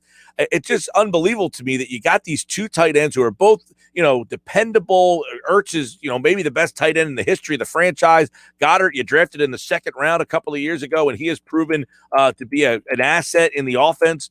And neither one of them seem to be a part of the game plan. It is just bewildering to see that they have essentially do not put those guys in their game plan. It is baffling. You have 2 top-tier tight ends. And what happened to moving Dallas Goedert out wide and moving him around formations? He has the ability. If you're not getting production out of your wide receivers, or you want to go a little bigger body type guy out there to make those contested catches, why not put your athletic tight end in Dallas Goedert out there and throw one up for him? Mm-hmm. It's just a lack of creativity in this offense. Or better yet, Andrew, the lack of movement in the offense. I think there was literally no pre-snap movement in the offense last night. Yeah, there wasn't. It's just I don't understand. I have a hard time grasping the direction and what they're looking to accomplish on offense. It didn't seem like they had a plan of attack, and the execution was just poor. Very much so. And as we mentioned, also the injuries on the offensive line. You got Kayvon Wallace now hurt too. Marcus Epps jumps into that spot. We don't know the deal with Rodney McLeod, but you're starting to see the injury bug rear their head again. And you just wonder, after watching last night, what happened with the offensive line, guys starting to go down, all of the positive feels where, hey, Nick Sirianni in week 1, he put the guys in the right positions. You wonder, is this coaching staff in a little too over its head? The first week they faced a staff that was pretty inexperienced in itself with Arthur Smith. Mm-hmm. Now the last 2 weeks, you have Shanahan, very smart, savvy guy. McCarthy, he makes his mistakes. The guys won a Super Bowl. They got veterans on that staff. You wonder if this Eagles staff is a little in over its head. Through 3 games, Mike, I have 2 of them being pretty egregious errors from Jonathan Gannon and Nick Sirianni. I think that's fair to say. I mean, you owe it to these coaches to give them a full season. Maybe they'll get it together. Maybe they'll get it right, and you'll see more innovation, and just smart, sound football decisions. But right now, I mean, I don't even know what to make of this offense. I don't know. Your quarterback, you're not putting your quarterback in position to be successful. You're not running the football. When your quarterback's clearly off and you're in the bright lights of Monday Night Football, maybe, to settle him in, get Miles Sanders going. Miles Sanders had 2 carries for 27 yards, and then you just go away from him. You didn't get him involved in the passing game enough. We had 3 catches for 28 yards. There were opportunities to attack the flats there. I just think that they need to. He talked about playing to adapting to his players' strengths, right? And I have yet to really see that, Mike, since week 1. You're right. Players, not plays. And I mean, he said that, and the last 2 weeks, nothing further from that has been absolutely out the window, because it seems that he's calling plays for him, not the talent on this team. And then, Andrew, you have the problems that you have now on the offensive line. That makes it even more difficult to be able to do some of the things that he appears to want to do, right? Yeah, exactly. If you thought that Jalen Hurts was bailing quick out of the pocket now, I mean, he could be under siege on Sunday and for the foreseeable future, given the state of the offensive line. You need to be able to find a way to get the ball out of his hands quickly, like you did in week 1. Quick passing game, get the horizontal game going, let your creative, explosive playmakers rack up yards, in space, and sort of simplify the game plan even more than it already appears that they have, because you have to find a way to generate some sort of offense and get the rhythm, because you can quickly fall behind and things start to snowball, as we saw last night, and you don't want to find yourself in that hole again.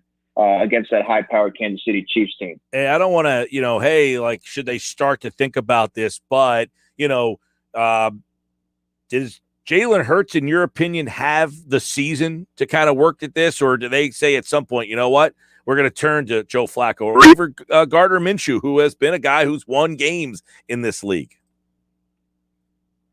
I'll say this: Gardner Minshew and Joe Flacco are not the answer. No, you owe it to Jalen Hurts to give him a full season to see if he can get it together and see if he offers some semblance of showing that he's a quarterback that you can sort of establish a future with, you can move forward with, you can build around. Because if you can do that, you can utilize your draft capital and then start to get pieces around him.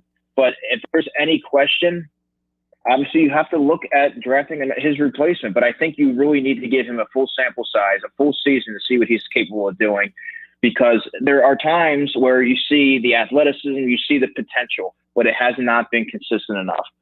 Give him a little bit of time and see if he can right the ship. All right, Andrew DiCecco is back on Friday as the Eagles doesn't lighten up on the schedule. They'll take on a team that has lost 2 straight in the Kansas City Chiefs. You can hear that game right here on 97.3 ESPN. Chiefs and Eagles, 1 o'clock Sunday. Merrill Reese on the call. Andrew's back on Friday to give a breakdown of that matchup. DiCecco NFL. Follow him on Twitter. And, of course, here on Football at 4 on the Sports Bash. All right, Andrew. Appreciate it, man. You got it, man. Have a good one. Tough night at the office for the Eagles. Tough night at the office for people who had to watch that game last night. And, obviously, the Eagles got pounded last night by Dallas. And it was ugly. In every facet of the game, there was not a lot to say, hey, you know what? You could build off of this. Everything was oof in the end. 41-21. Sports Bash Live 97.3 ESPN, the free mobile app this hour of the show. Football at 4 is brought to you by Caesars Entertainment Group of Atlantic City. Come experience the ultimate sports destination all season long at the Wild Wild West, Tropicana, and Harrah's Resort, Atlantic City. Book your game day experience today at Caesars.com. Couple ways to get involved on the show. At Mike Gill Show on Twitter. Hit me up over there. Download the free mobile app and DM us through the phone. Hit the message us button on the free mobile app, which you can get in the Apple Store or Google Play. You can text us 609-403-0973, 609-403-0973. Give us your thoughts on the game last night. I think that the who's in, who's out this week will be much different from last week. And I'll tell you why. Coming up next here on the Sports Bash Live, 97.3 ESPN. I think, by the way, Nick Sirianni deserves a major part of the blame for the game plan last night. I think he was terrible last night. I hate to say it, man. I'm trying to give Nick Sirianni a fair shot, and I will, but if I'm judging you on last night and the week before, those two games, thumbs down, terrible. Week 1, thumbs up, good job. By the way, I talked about Jamie Collins. He just got released. He can sign with another team immediately. I don't know. I think the Eagles could use some linebacker help. Those guys were tough to watch last night. Sports Bash Live, 97.3 ESPN, and the free mobile app.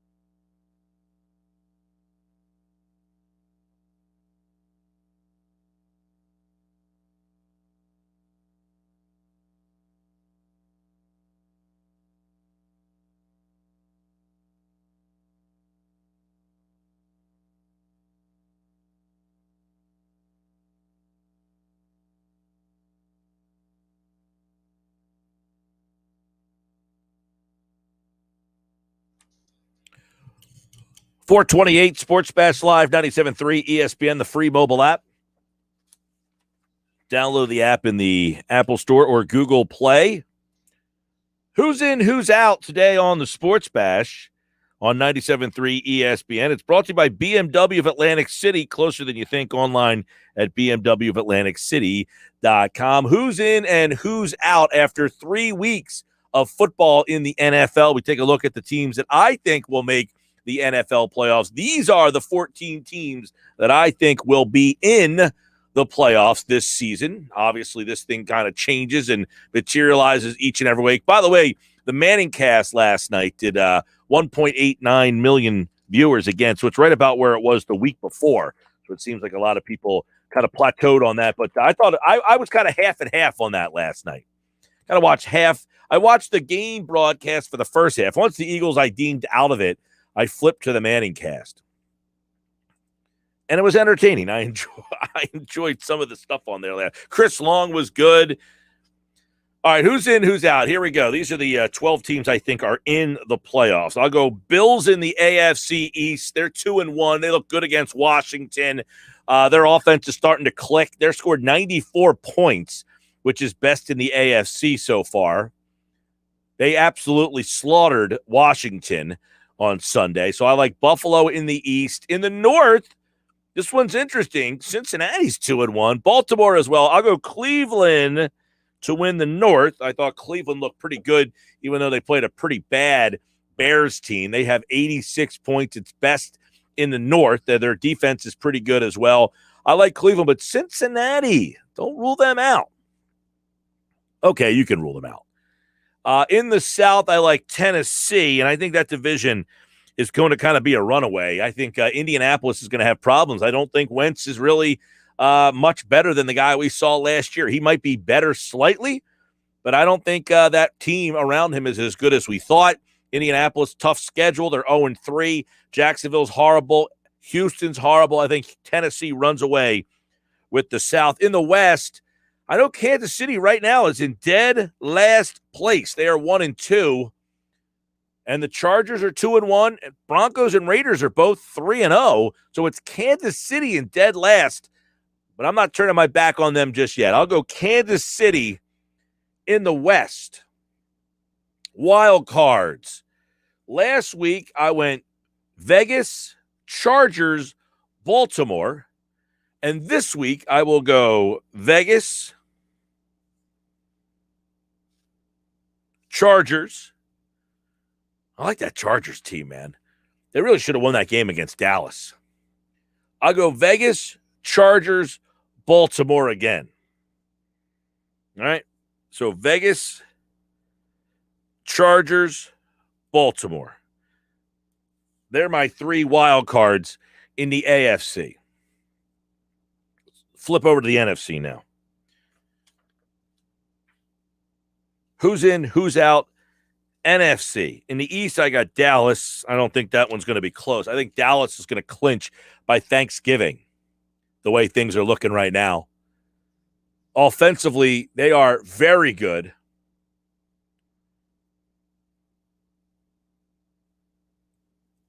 And defensively, much improved. In the North, I'm going Green Bay. I haven't changed on that. In the South, I'm going to stick with Tampa. But don't rule out that Carolina team. They lead the division right now.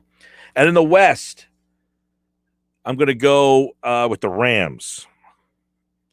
See, the Rams showed me something. They were an underdog at home, and they took it personal. I like that. They stepped up and showed me something. I've had San Francisco the first couple of weeks. I'm going to go to the Rams here. Now, wild cards. Give me 3. Last week, I went Rams, Seattle, Carolina. This week, I'm going to go San Francisco, Arizona, Carolina as my wild cards. I don't see a team in the East. No Bears, Vikings, Lions. Saints, maybe. Don't trust the quarterback. Seattle, man, all sorts of problems with the offense out there. Seattle, I thought, was a surprise loser on the road in Minnesota this week. So who's in? Dallas, Green Bay, Tampa, Rams, San Fran, Arizona, Carolina in the north. That's who I'm going with. In the AFC, I got Bills, Cleveland, Tennessee, Kansas City, Vegas, Chargers, Baltimore. Sound right? I think so. Tomorrow I'll do my Fine Five, Ugly Five, five best, five worst teams in the NFL. You can play along as always. Download the free mobile app in the Apple Store or Google Play and send us your direct message through the phone. Mike in Hamilton, how about them Cowboys? They looked good last night. Not surprised. See, I'm not surprised by the fact that the game went. I picked the Cowboys to win 35-14 last night. I'm not surprised at all. A cola mix in Egg Harbor Township through the free mobile app. When have the Eagles ever drafted well? The front office has not done their job evaluating talent. Terrible draft picks over the years get you a bad team. They've missed on a bunch. A Tim in Egg Harbor Township. How can you call only 3 run plays? I'd rather have Dougie P back. The only thing from last night was their punter. Yeah, he's been pretty good all season long.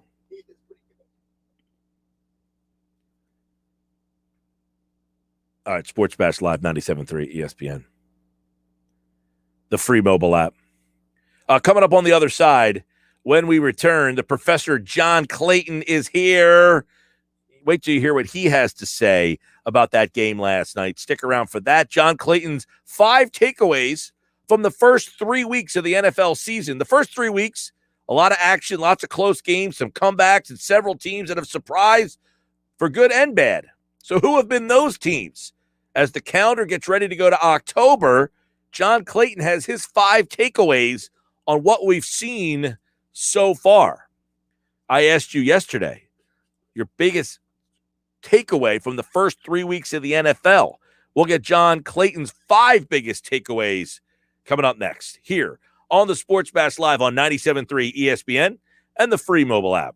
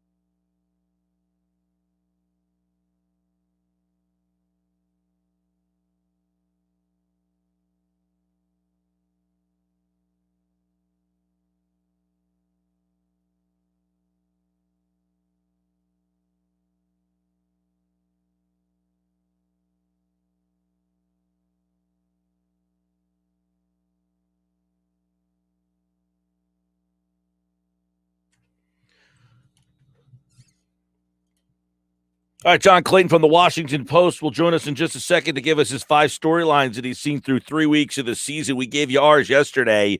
I think a lot of these teams are very interesting 3 weeks in. We've got Kansas City in last place with 2 teams 3-0. That division has become interesting. What's going on in Seattle? All that and more this hour brought to you by PropSwap, America's sports betting marketplace. Sell your sports bets, take your profit. Find out how. PropSwap.com. Download the PropSwap app today. The NFC East last year was a disaster. Does it have a clear favorite? Rookie quarterbacks and more. Let's bring John Clayton in from the Washington Post, who joins us right now here on the Sports Bash on 97.3 ESPN as Week 3 is in the books, John. And obviously last night on Monday Night Football didn't go so well for Nick Sirianni and the Philadelphia Eagles. I think it looks like this year we have a clear favorite in the NFC East.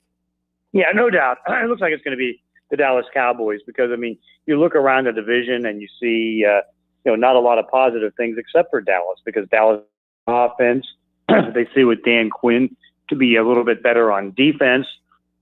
You look at Washington, and Washington right now, they have the second worst offense in football as far as yards, the defense in football in yards allowed. Giants are terrible with Daniel Jones. And, of course, the Eagles are kind of where I thought they would be. I thought they were going to struggle. And now you got Isaac Semiano, who's it looks like he's going to be out for the rest of the year with a Liz Frank injury. Brandon Brooks is out. The left tackle's hurt. And so a lot of different things seem to be working against the division, but not the Dallas Cowboys. Yeah, and you wrote about it over at the Washington Post that the injuries are already taking a toll on not just the Eagles, but a lot of teams this season. It seems that if you are following injuries in the NFL, you will always have a job, and they might need to hire more. Yeah, no doubt about it, because, again, and it's funny because some of the same teams, now like last year, Philadelphia was among the top 3 teams as far as missed starts with injuries. But you look at San Francisco, and they're kind of heading back to where they were last year with the injury bug. I mean, they're down 3-4 run backs. Now I don't think Kawan Williams is going to be able to play for several weeks. They lost Jason Verrett at cornerback. They've already lost 2 receivers. That's not going well. Then you look at, certainly a couple other teams that look bad too. I mean, you look at the, one team that's just really devastated is the Denver Broncos. I mean, the Denver Broncos were in the top 10 for missed starts last year, but now they're down 5 starters in 3 weeks, and particularly 3 on defense. And so, like, for example, they take on a banged-up Baltimore team, which is in the mix for injuries because Baltimore is down, 3 running backs, 2 offensive linemen. The first-round pick may be able to play this week. They got injuries on defense and COVID-19. So when you put all that together, I mean, it really devastates and pulls a team down, and eventually some of these injuries catch up to you. Storylines John Clayton sees after 3 weeks. Let's look at the rookie quarterbacks. You say they're having a tough time. That's being kind, I think, John. You're seeing the number 2 pick in Zach Wilson really struggling. Fields, everybody wanted him. Well, maybe the Bears are saying he wasn't ready. So it's just not those 2. What have you seen from this class? Not good. I mean, because, again, I know that if you're going to be getting a quarterback this year, I mean, you're going to be on a bad team. I mean, the only quarterback that looks somewhat decent is Mac Jones, because at least he's completing a decent percent of his passes, but he's sitting there 1-2. But you look at all these rookie quarterbacks, and they've only got 1 total win, and they've got so many interceptions. I mean, Trevor Lawrence has 7 interceptions. You can see that there's so many other problems. I mean, you got Zach Wilson with 7 interceptions. I mean, it looks bad. And so when you put all that together, I mean, when you draft a rookie quarterback and you're on a bad team, you expect things to be bad, but not this bad. Yeah, as you wrote at the Washington Post, John, the first-round picks are 1-9. Davis Mills, a third-rounder, he is 0-1, so a 1-10 record with a rookie quarterback. And, you've been covering this league for long enough to realize that the quarterbacks never played when they got drafted. They sat for a while, and you wonder if these teams are rushing these guys out there. Well, there's no question about it. They definitely are, because what you end up seeing, and you've watched it now around the league in the last couple of years, it's like, okay, so you take Sam Darnold and you play him. Okay, you take all these quarterbacks and you play them, and then you get to the third year, and all of a sudden you start to realize, well, geez, these guys aren't doing well, and you get rid of them. I mean, they did that with Darnold. I mean, you can see that it'll be Daniel Jones that'll be moving on next year. I mean, you can see that they're going to be making changes at with the New York Giants. I mean, Daniel Jones looking terrible. So when you put all that together, it's like the young quarterbacks. They go and you start them the first year, and by the third year, it's not looking good. Drew Lock is not going to be probably back with the Denver Broncos next year. He's already been replaced by Ted Bridgewater. And then you saw the horrible performance by Justin Fields, which was the most predictable one of all. He gets his first start. He goes out there and just looks terrible. 9 sacks. He's playing behind a bad offensive line. He's holding on to the ball too long. But that's predictable because that's Justin Fields. And so it's like, and the game plan that they had for Chicago with Matt Nagy was just horrible. Don Clayton, Washington Post, storylines after 3 weeks that he is tracking. The offenses are ahead of the defenses. They're not letting anybody play defense, John. The officials are really, oh my gosh, last night it's so hard to watch some of these games. Oh, no doubt about it, because with the taunting penalty, and again, the taunting penalty being 15 yards is ridiculous. And so now all of a sudden, I mean, you're giving a big gain to the offense, and that hurts. And then you look around and you see the pass interference rules. I mean, you see the late hits on the quarterback. And of course, you can see with the running quarterbacks, they tend to have an advantage against these defenses. And so defenses right now are real slow in picking it up. As I noted in the article, it's like 8 of the top 10 defenses from last year are no longer in the top 10 after 3 weeks.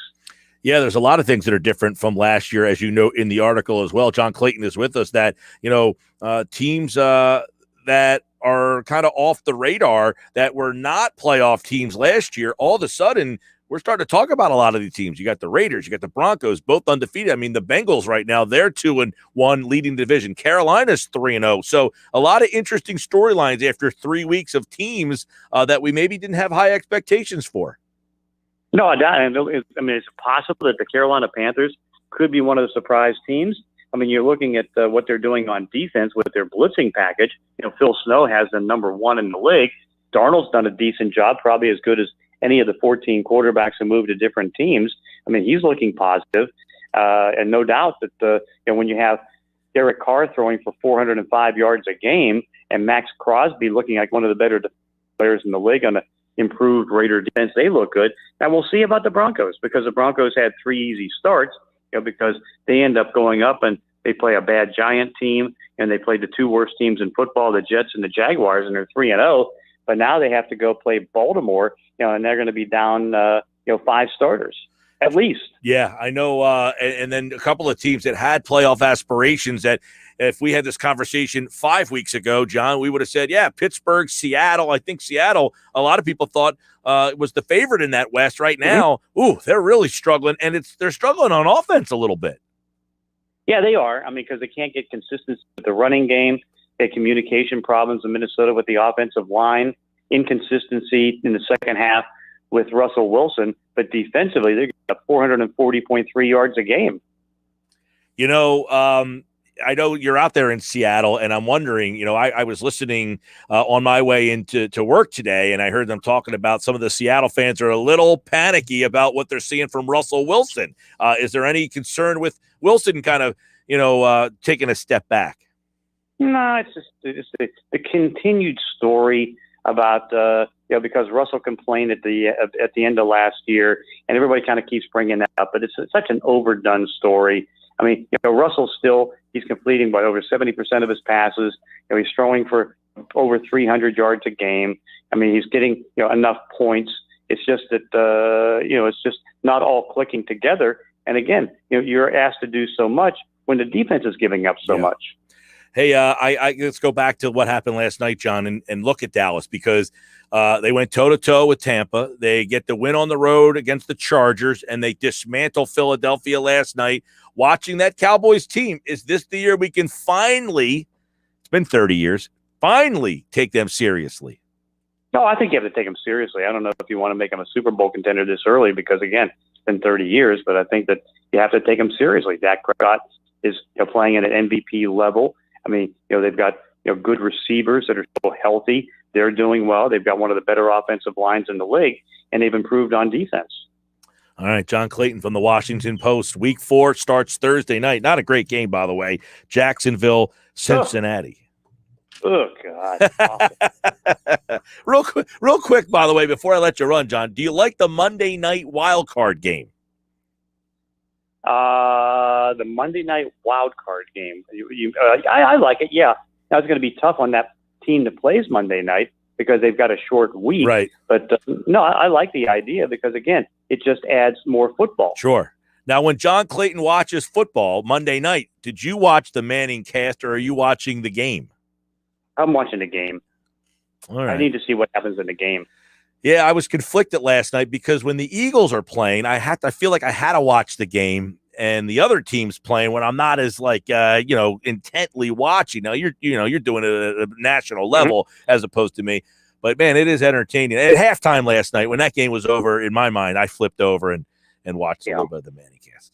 All right, John Clayton, everybody make sure you check out his Washington Post column. I read it every week. It is very insightful, and NFL Week 3 is now in the books. John, thanks so much. Thank you. All right, John Clayton right here on the Sports Bash. He goes regular broadcast.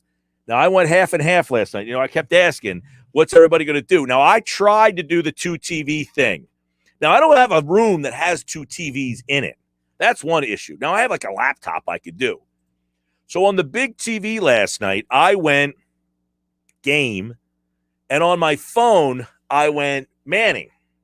The problem is, I can't listen to both at the same time. So having them both on is kind of counterproductive. I mean, yeah, I can say, hey, I have both on, but I can't listen to both at the same time. I know I can multitask very, very good. In fact, I don't know that I've ever found someone that can multitask better than me. I mean, that's one trophy that I will gladly take, is that I can multitask, okay? But listening to 2 things at the same exact time is kind of difficult. So last night, it was the interception return for the touchdown from Diggs. At that moment, I said, okay, going to Manningcast. Like the Manningcast. Now, Josh, from what I understand, they are taking a few weeks off, the Mannings. The Eagles have essentially, their game was so bad last night that, is that accurate? Did I read that right, that they are taking a couple of weeks off? They are taking a couple of weeks off, not because of the Eagles. I know, I'm joking. Although they kind of insinuated that they're tired of each other. They said at the end of the broadcast last night that they're tired of looking at each other. And Eli said, I've seen enough of you this weekend. I had to see you when I got to the Ring of Honor. I had to see you with Dad, he said. Yeah. Now I got to see you on Monday night for 3 straight weeks. I need a break from you. Well, I mean, I think that's more in jest, but did they Right. say exactly how long they're taking week off? 7. Week 7. Yes. So they're taking off the next 3 games. They got a good one next week, though. Yeah, they're off, though. They're out. So they're off 4, 5, 6, and they'll be back 7. The original plan that between Peyton's Omaha Productions and ESPN was for them to do 9 weeks. Oh, they were only going to do 9. That was the original plan. Gotcha. Okay. And that they would expand beyond that depending on So they how it come out goes. doing the first 3. They came out doing the first 3. Right. Wow. So they really put it out there. And then the plan is to do, And then they're going to take 3 off. now they're going to do 7 and 8 is the plan. And then they'll figure out the rest after that. Huh. So they're missing. Now I can get the Monday. Let me get the Monday night schedule up here real fast. See if I have enough time to do I mean, it's it. not like the Thursday night game that you just mentioned at all. Well, I know. I mean, the They're Eagles Cowboys, Jacksonville. they could have taken last night off. They could have taken And last then night off. in retrospect, but let's see what they have here coming up. So they have, what's next week's Monday?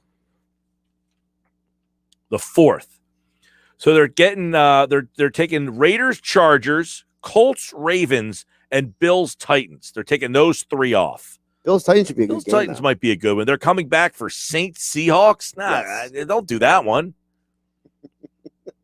Giants, Chiefs. I don't need that one. I don't need Manning's for that. Although Manning, I guess the Giants, you probably want that. Bears, Steelers, November the 8th.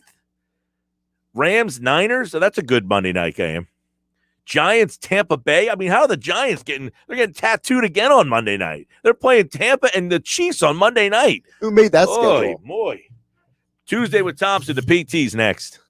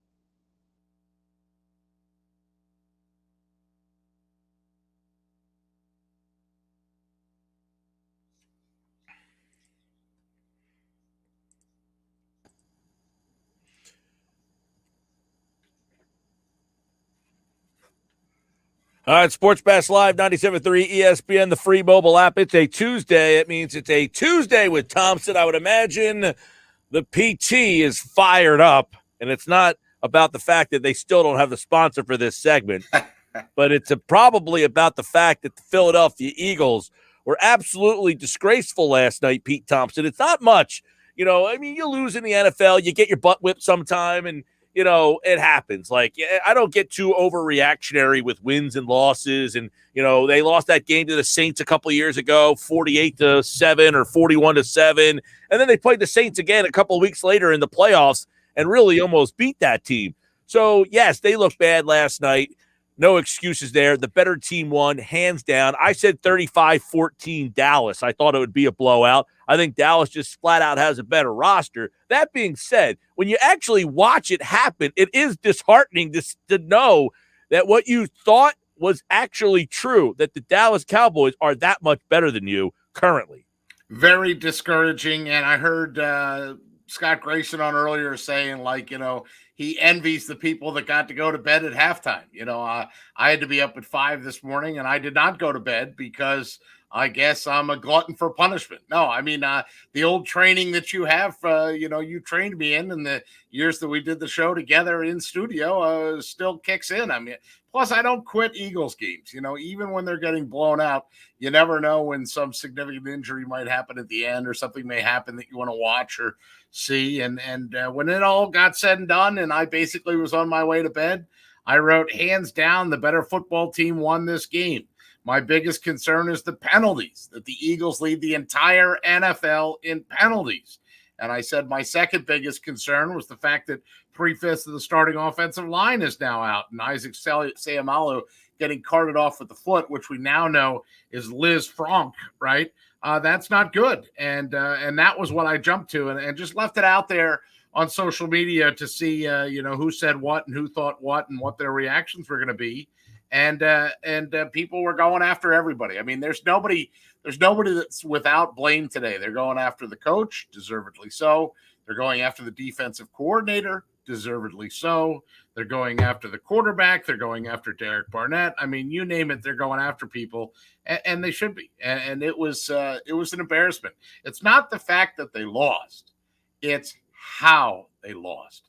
That's what leaves me ticked off. Yeah, I mean, because the questions become afterwards. Okay, they lose the game, and then it's, well, is the coach the right guy? Are they not prepared? Is he in over his head? Can the quarterback play? The defensive coordinator, he got undressed. I thought he had a horrible game last night.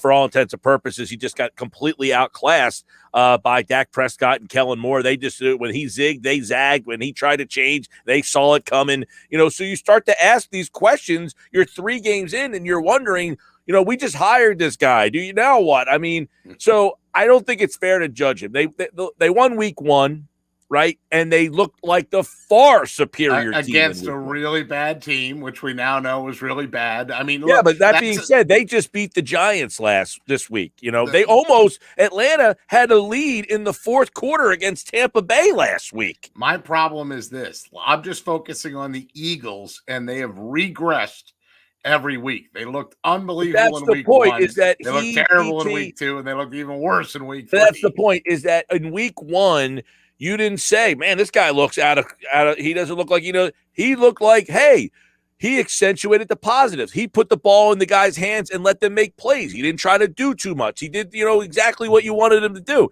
So you're thinking, okay, maybe they found this young guy who gets it. Now, 2 weeks later, what has happened that he regressed from week 1? That's the concerning part to me.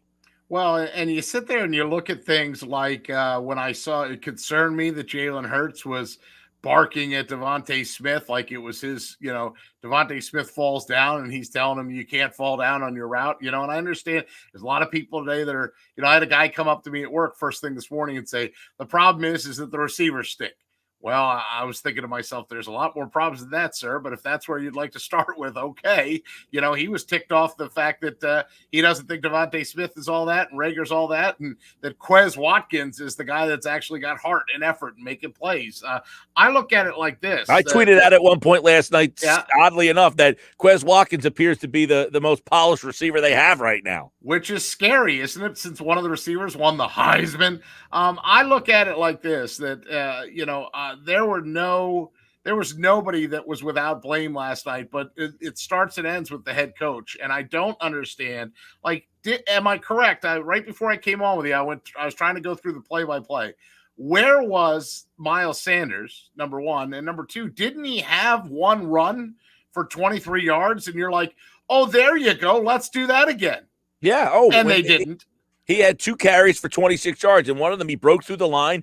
They had a couple of plays. I keep asking, where the hell are the tight ends? Well, guess what? Goddard had 2 catches for 66 yards. If that was the way my tight end was going, and look, one of the catches was for 37 yards in the first play of your offensive, possession. So the tight ends were there last night. The run game was there last night. They refused to go to the tight ends, and they refused to run the ball last night. And look, I get it. They were down. It was 20-7. You don't have to get away from running the ball down 20-7. Then miraculously, as they were getting their ass kicked up and down the field, they were still in the game. It was 27-14. They still had a shot to stay in that game in the third quarter. And oh, my God, it was so frustrating. Now, are you starting to get concerned like I am about whether Hurts is the right guy for this offense? Because, no, I think it's a fair question. His first throw, his first turnover was he didn't have enough mustard underneath it. He put the ball in a horrible spot.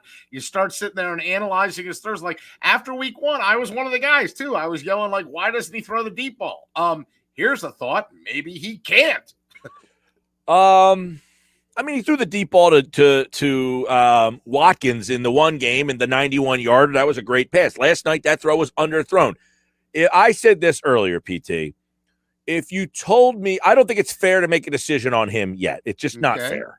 But if you told me I had to make a decision, like you said, Mike Gill, I'm Jeffrey Lurie, and I want you to tell me right now if this is our guy or not. I would say he is not. If you told me I had to, I don't think it's fair to make the decision today. Because why?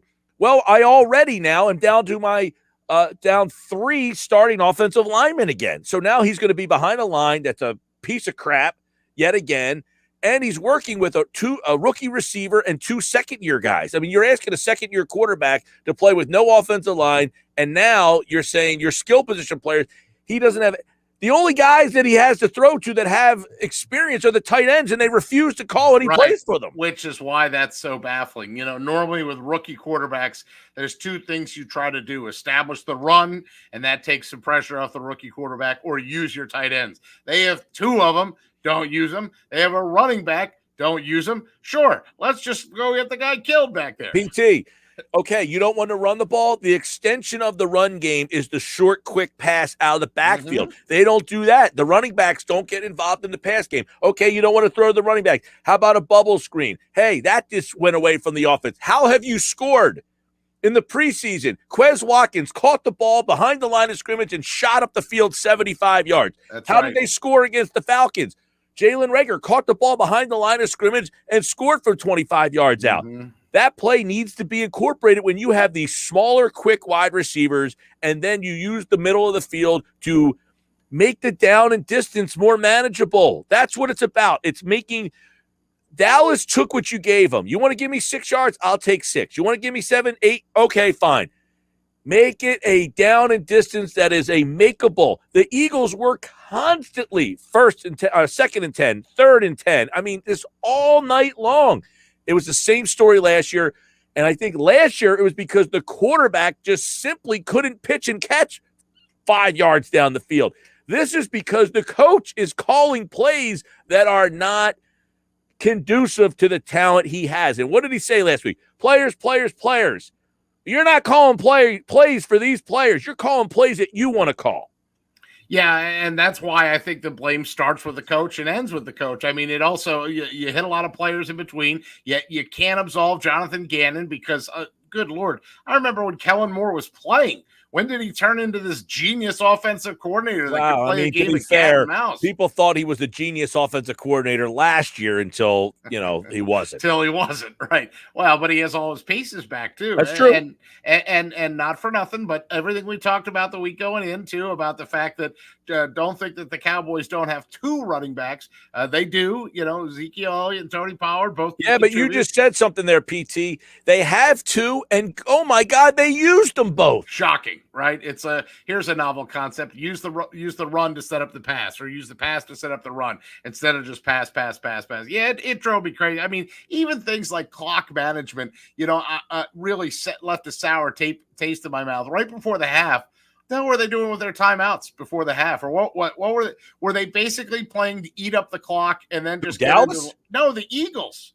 Right before the half, I thought. I think they were trying to get to the locker room. Meanwhile, what the hell was Dallas doing? Were you watching the Manning cast last night? No, I DVR'd it. I'm going to go back and watch it. Yeah, Manning was on at halftime right before he's going, Mike, what are you doing? Call timeout. And he's like, I don't think he's going to take my call because he needs to call timeout. I mean, what the hell was McCarthy doing last night? If they called timeout, they would have had the ball back with a minute. Not going to go in the Hall of Fame for play calling either. I mean, I can say that wholeheartedly. Look at the game before where they almost screwed up the chance to kick the field goal at the end, right? Mike McCarthy is not going to go down. He's in the Andy Reid school of play calling. Where Belichick, the opposing coach, turns and goes, they know we're leading, right? Or they know they're down, right? I'll tell you, it was so frustrating to watch them offensively. And look, defensively, they were just getting absolutely gashed. But I'll tell you what, at least they had 4 sacks last night. They had a turnover. They got a touchdown. They just couldn't get off the field because the offense just kept putting them back on the field. I mean, yeah, that to me was one of the keys to the game, and the big reason why that they were so thoroughly embarrassed is not only was Dallas dictating what they wanted to do, and sort of that. And I thought on the national broadcast. See, now this is how I did it. I watched the broadcast for the first half, and then I got so tired of listening to Steve Levy and whoever the other people are that I was like, all right, mute, and I put on 97.3 ESPN, Mike, and I saw you tweet that. It matched up pretty perfect, to be honest with you. It was only about, I think Mike and Merrill were about, or Merrill and Mike were about a second ahead, but it wasn't so grossly off that it bothered me. And I was happy to listen to Mr. Senior Citizen Merrill Reese basically come up with new ways to say, this team sucks. He was so frustrated. You thought the Manning cast was good. You should have just listened to Merrill as he tried to say, and they're back to 4th and Galveston. I mean. Well, did you see Eli give the double birds on live television last night? No, but I can't wait to watch that on the DVR because it's so funny. Apparently, they goaded him into – that was Chris Long, too. Way to go, Chris. Yeah. Chris Long goaded him into telling the story about the time the 10-year-old Eagles fan gave him the double birds. So he does it, not realizing that you can't do that on national television. That's like he goes, they'll blur them out, right? He goes, they'll blur them out, right? So he's too got late, you dum-dum. You're double lying. Birds up on the screen. Sports Bash. That's great. Tuesday with Thompson. PT's here.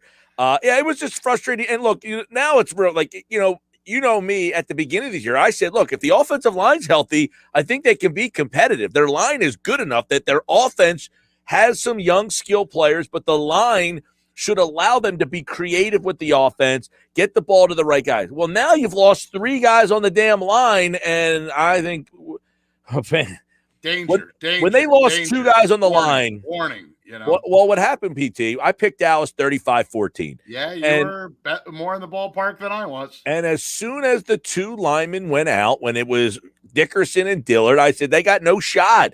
With the offensive line already going down, it's a huge problem. So I think they're going to say Amala's done for the year. Brooks is probably going to be out 8 weeks, and I would imagine Mailata doesn't play again this week. You're going to have 3 backups. Herbig, right? And then did they call somebody up today on the practice or for the practice squad? Is Driscoll back?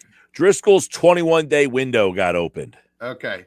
So he can start practicing, and then they signed that guy, that kid from Buffalo. Yeah. Right. Now, can you explain the penalties to me? 14 for 89 in Atlanta, 8 for 57 against the Niners, and 13 for 86.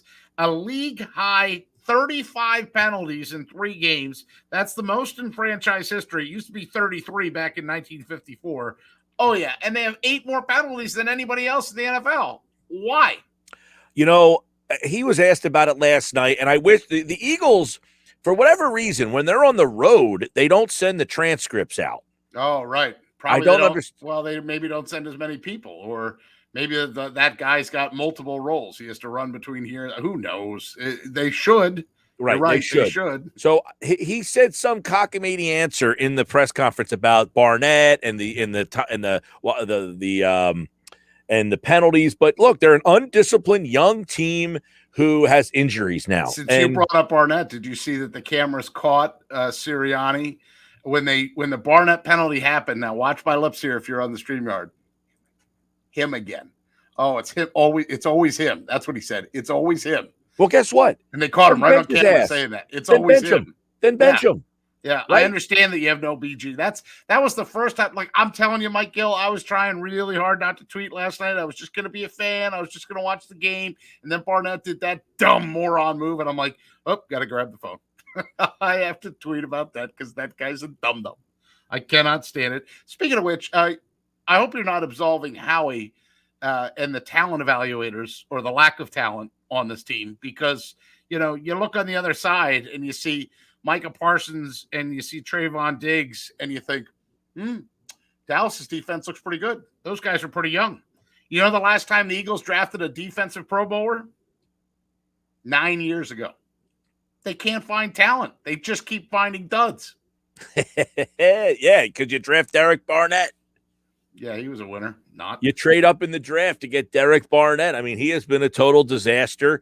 Let's see. I mean, Fletcher Cox, they drafted, but he's obviously on the back end. Brandon Graham, they drafted. He's on the back end. Josh Sweat, they got in the 4th round. He's been a nice find for them, I guess, but there's no Mike. Put it this way. There's no Micah Parsons or Diggs on this team. Right. And the only reason the Cowboys made that trade was because they knew the Eagles didn't want any part of Micah Parsons. They had to go out and get their Heisman Trophy winning receiver to make up for the fact that they screwed up on the Rager deal. Yep. I know that the Parsons thing, too, is the fact that they moved a kid who's a middle linebacker and said, go play defensive end. And now they're using this guy all over the place. I mean, he's playing end, he's playing linebacker. I mean, they've got themselves. Yeah, I don't think they necessarily I don't even think Dallas knew what they had when they got him. But we didn't play last year. I mean, that's half the battle too, is that you take a chance, you get a guy in there, and then because they've been so decimated on the defensive line, they said, hey, instead of playing here, we're going to throw you in here. And it just baffles me. It drives me crazy. I think, Jonathan Gannon doesn't look like he's old enough to drive, and he certainly doesn't look like he was in over his head last night. Yeah. Did PT notice that Jalen Hurts didn't throw the ball on 4th and 9? Well, I mean, he got sacked. I mean, he had 4 guys in his face. Right. The one that bothered me the most, to be honest, since I was talking about Gannon, is when they rushed 3, where they basically had a chance to stop Dallas and force Dallas to kick a field goal, and they did 3 people rushing and 8 people in coverage. That would be fine. That was where Peyton Manning and Eli both said on 4th down, why is Dallas going for it? They haven't done anything in these 3 plays. They looked horrible. Right. And then all of a sudden, like a health spa, because literally, where was Darius Slay going on that play? It looked like there was a popcorn vendor in the first row, and he was like, oh, I'll take 2, please. He was nowhere near the receiver and obviously completely screwed up. I watched it again, and I thought, that close, and you're only rushing 3? It's one thing to, many times, I even pointed out to my girlfriend, I go, put your glasses on. She says, why? I said, look how far that corner is. I said, it'd be one thing to be 5 yards off the line of scrimmage. That guy's like 15 yards back. Press a guy. Get up. Hey, everybody wanted Jim Schwartz gone, and now this is what you get. This is what defense is in the NFL. Bring back the wide 9. Because if you, I just say all the time, look, you're going to bring somebody else in, and all you're going to do is complain about them. Yeah, that's right.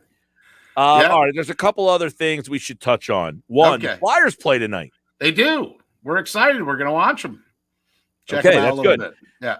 By the way, I think they're going to play Carter Hart 2 periods, though. Oh, okay. I'm all right with that. Listen, this is our first chance to see how, Ellis is playing with Provorov and how these new additions have been. And Look, other than I think Wade Allison got hurt, and there's some. Kevin Hayes, of course.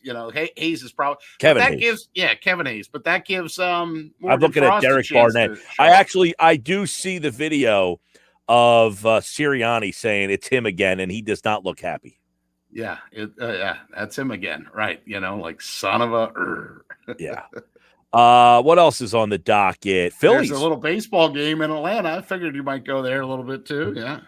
I haven't. Have I watched? No. Will I look if tonight? They sweep the Braves? Frank told us earlier. Even if they sweep the Braves, it's still not good. I mean, it's the best case scenario sounds like sweeping the Braves, and then they'd have to win 2 out of 3 against the Marlins. I think just to basically be tied. Yeah, the Braves have a game at hand. That's true. And I read this morning, 6 games left. The Phillies have to go at least 4-2. The Braves would have to go 2-5. And even then, that would only get you a 1-game playoff. I mean, and then you think back to all those blown saves, right? If the Phillies didn't have an MLB record for blown saves, maybe we could be applying for NLDS credentials. I know. Instead, you and I are applying for who's going to hit the first ball tomorrow at the ShopRite LPGA Pro. Yeah, we got a nice tee time, 10 o'clock. Yeah, that's true. I'll be up at 5, but I'll see you there. Hey, maybe we could have an actual breakfast together instead of just. Yeah, I'll call you later. We'll figure out logistics on this, and because at least now we don't have to normally we play. It's 7 o'clock the tea time. So we don't really So now we can get there, ganache. Tell a couple stories. maybe we'll be all tuckered out by the time we get to that tea. I look forward to it. Who's our pro? You told me her name, Jennifer, or something like that. Alexis, Brittany, Stephanie, Heather, Wendy, Jeffrey. Let's see. Hang on, let me go back here. Before my Harold Carmichael pictures that I sent you. Yeah. Jennifer Neville is Jennifer Neville will have the distinct honor of playing with Pete Thompson. No relation to Aaron Neville. Probably not. Am I in your cart? Maybe. Oh, okay. We'll see. I guess it's how the placards get thrown out there, right? Well, we can sit however we'd like, Peter. All right. Sounds good. Okay. All right, Pete Thompson, Tuesday with Thompson here on the Sports Bash Live. What else is out there? Oh, Ben Simmons. Yeah. Easy peasy. Now, did you see the new report today? That now it's about Embiid. Yeah, he says if you're Rich Paul in that camp, then let's just keep floating these BS stories out until one of them sticks, right? Yeah. He doesn't want to play with Embiid because it doesn't match what he would like to do. In other words, I don't want to shoot, and therefore I don't want to play with him because if I play with him, me not shooting becomes a bigger problem. I liked your thing. I read your thing. I retweeted it, and I've heard you talk about it. That basically Ben has realized that the emperor has no clothes, and he's the emperor, and so he's never going to come back here again because everybody already knows it. Yeah. All right. That was that's my summary of your article, by the way. Thanks. You're welcome. Nice writing by you. Pete Thompson is back on Happy Hour Friday. Now, Happy Hour Friday, we're going to be live over at the ShopRite LPGA. Sounds good. I'll have to try and find a way to join you. Yeah, you going to wear that shirt? I will wear a shirt like this. Did you get your shirt from my delivery service? I did, and the odd part about it is I already have that color shirt of the LPGA. Oh, so you got a duplicate. Okay, sorry about that. Well, no, it's a little nicer, though. I will say it's nicer than the one which I still wear. Actually, the one that I have, it's a little darker forest green. This one's a little lighter forest green, but this one's a nicer quality of shirt. Even though the other one, some more shirts coming your way too, including a brand new, never out of the package Temple University shirt. Oh, I'm excited. Yeah, I know you like wearing the college shirts. All right, Peter. All right, man. Talk to you. Pete Thompson. Tuesday with Thompson. He's back on Friday for Happy Hour Friday here on the Sports Bash live on 97.3 ESPN. All right, when we come back, Rob Maaddi's here. Sports Bash is brought to you by Dell. For your small business needs, call a Dell Technologies advisor today. Rob Maaddi talked to Jalen Hurts last week. It'll be this week's guest on Faith on the Field this Saturday at 9 o'clock. It's Sunday at 6:30. What has he seen from Jalen Hurts, and is he starting to be worried about the head football coach of this football team? I'll ask him. Coming up next here on the Sports Bash.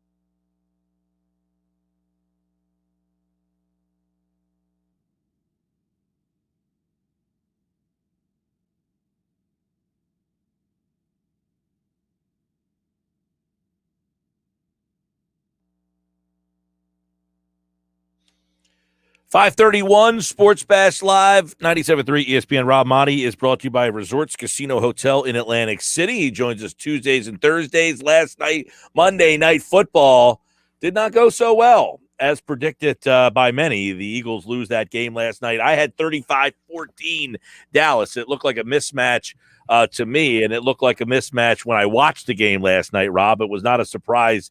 But I guess when you watch it and see it kind of unfold the way that it did, you start to ask, wow, why did this happen? And watching that game last night, did other concerns and questions start to creep into your mind? I guess at the top of the list last year, we talk about the coach, the quarterback.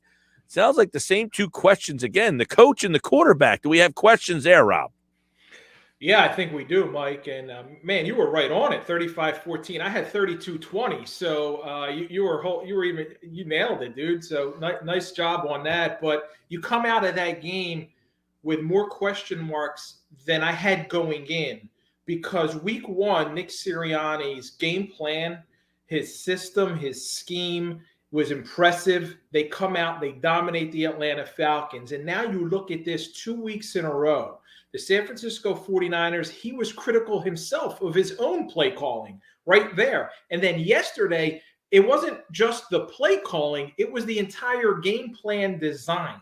When you look at a game against the Dallas Cowboys, as explosive as they can be, you want to keep them off the field. So how do you only run the football 2 times, 3 times with your running backs the entire game? 3 times. Now, I understand when you fall behind by 2 touchdowns and more, you have to play catch up. You have to throw the ball. You have to try and get chunk yards. But early in the game, in the first half, it wasn't that decisive, where you could still continue to try and ground the ball, pound the ball, run the ball, do whatever you can on the ground to keep Dak and those guys off the field. And then beyond the running of the football, what's Jalen Hurts doing consistently staying in the pocket? This reminds me of last year when we're talking about why is Doug Peterson continually not rolling out Carson Wentz? Carson Wentz is so good throwing the ball outside the pocket on the move. Why doesn't Doug do that?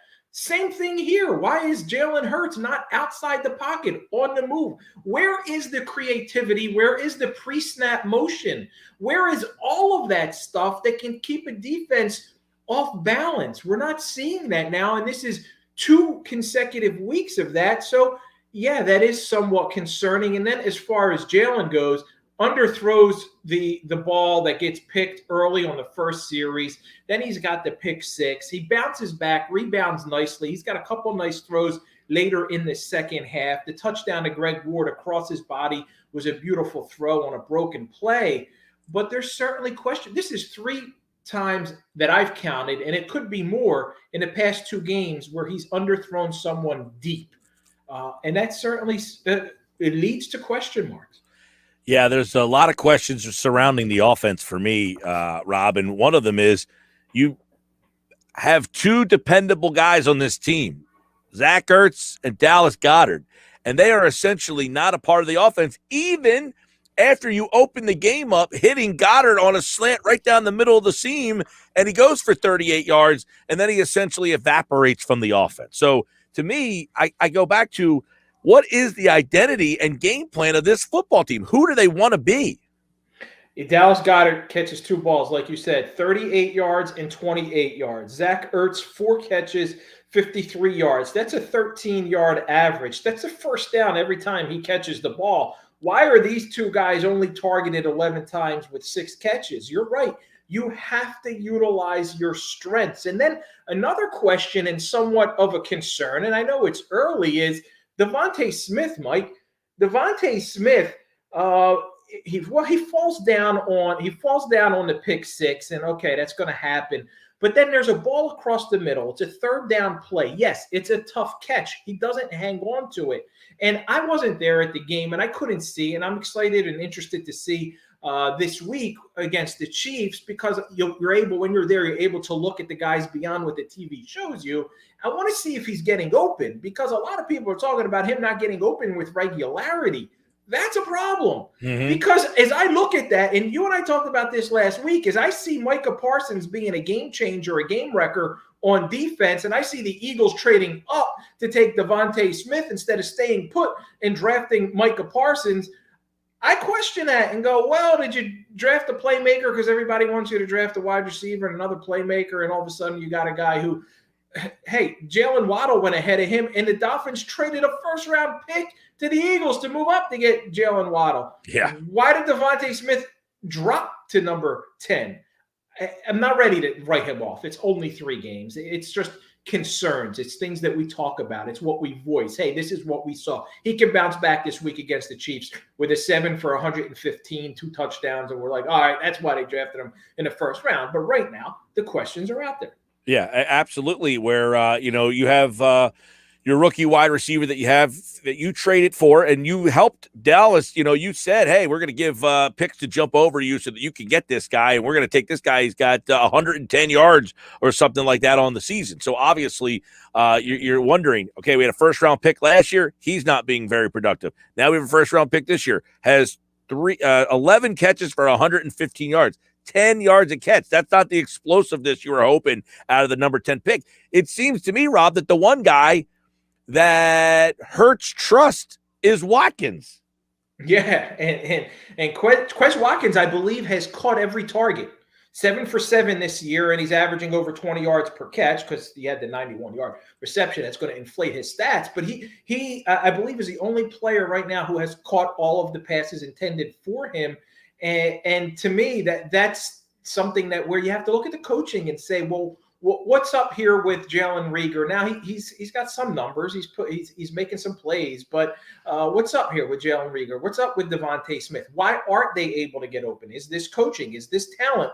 What's happening here? Now it's still early, and I want to see, but I need more creativity offensively. I can't have Jalen Hurts be a pocket passer. This is not going to work out for the Eagles if Jalen Hurts. The idea of Jalen Hurts, what you like about him is his dual threat ability, his ability to run. Hey, the touchdown pass to Greg Ward was outside the pocket, on the move, a cross-body throw, right? Oddly, too, though, it's funny. Who caught it?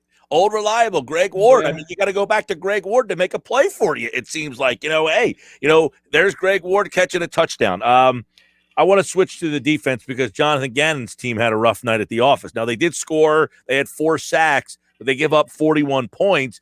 They couldn't stop the run. They couldn't get off the field. I know they were on the field a lot because of the inept offense, but it looked like Dak Prescott was just having a field day with Jonathan Gannon's calls. Yeah, and that's very concerning. It's really concerning. After 2 weeks against Atlanta and then San Fran, where you only give up the 23 points, everybody's riding high. Yeah, they may be giving up yardage, but they're not bend. They bend, but they don't break. They're not giving up the points. Dallas had their way. Dak was 21 of 26. He completed 81% of his passes. Yes, he had some guys in his face at times, and he got sacked 4 times, and 2 of those were him just running around. I think he had a couple busted plays too, where he looked for Zeke and he didn't hand it off to him. They could not stop him. And then the question, Mike, is that their inability right now to stop the run up front because their linebackers are so poor. Jonathan Gannon is playing a 2-safety two deep system scheme coverage, and he's not helping in the box with the run game, and those linebackers are not able to make those tackles. And when you have Zeke Elliott and Pollard last night, they averaged 5.5 yards per carry. And they were at 150 yards, 5.5, 5.6 per carry. That ain't good, man. That ain't good. Imagine, Rob, making the decision to use not one but 2 of your running backs. Yeah. I mean, they mixed them in nicely. I mean, and successfully. Yeah. Yeah. I mean, Zeke's pounding on you, and then they put Pollard in there, and he's hitting that hole fast. And the Eagles, as you mentioned, they would creep that safety up, and Dak's laughing. You want to move him up? Okay, we're going to change the play. I don't know if you watched any of the Manning casts, but, Eli, even him, he's saying, okay, you call 2 plays, you switch to one, you see the safety, you go back to the other one. I mean, they were just using him like a yo-yo. It was concerning to see that you could watch the game on television and say, they see what's happening here. I see what's happening here. If they're going to keep those safeties back, and now you're on your 3rd safety because Wallace is now out. We don't know about McLeod.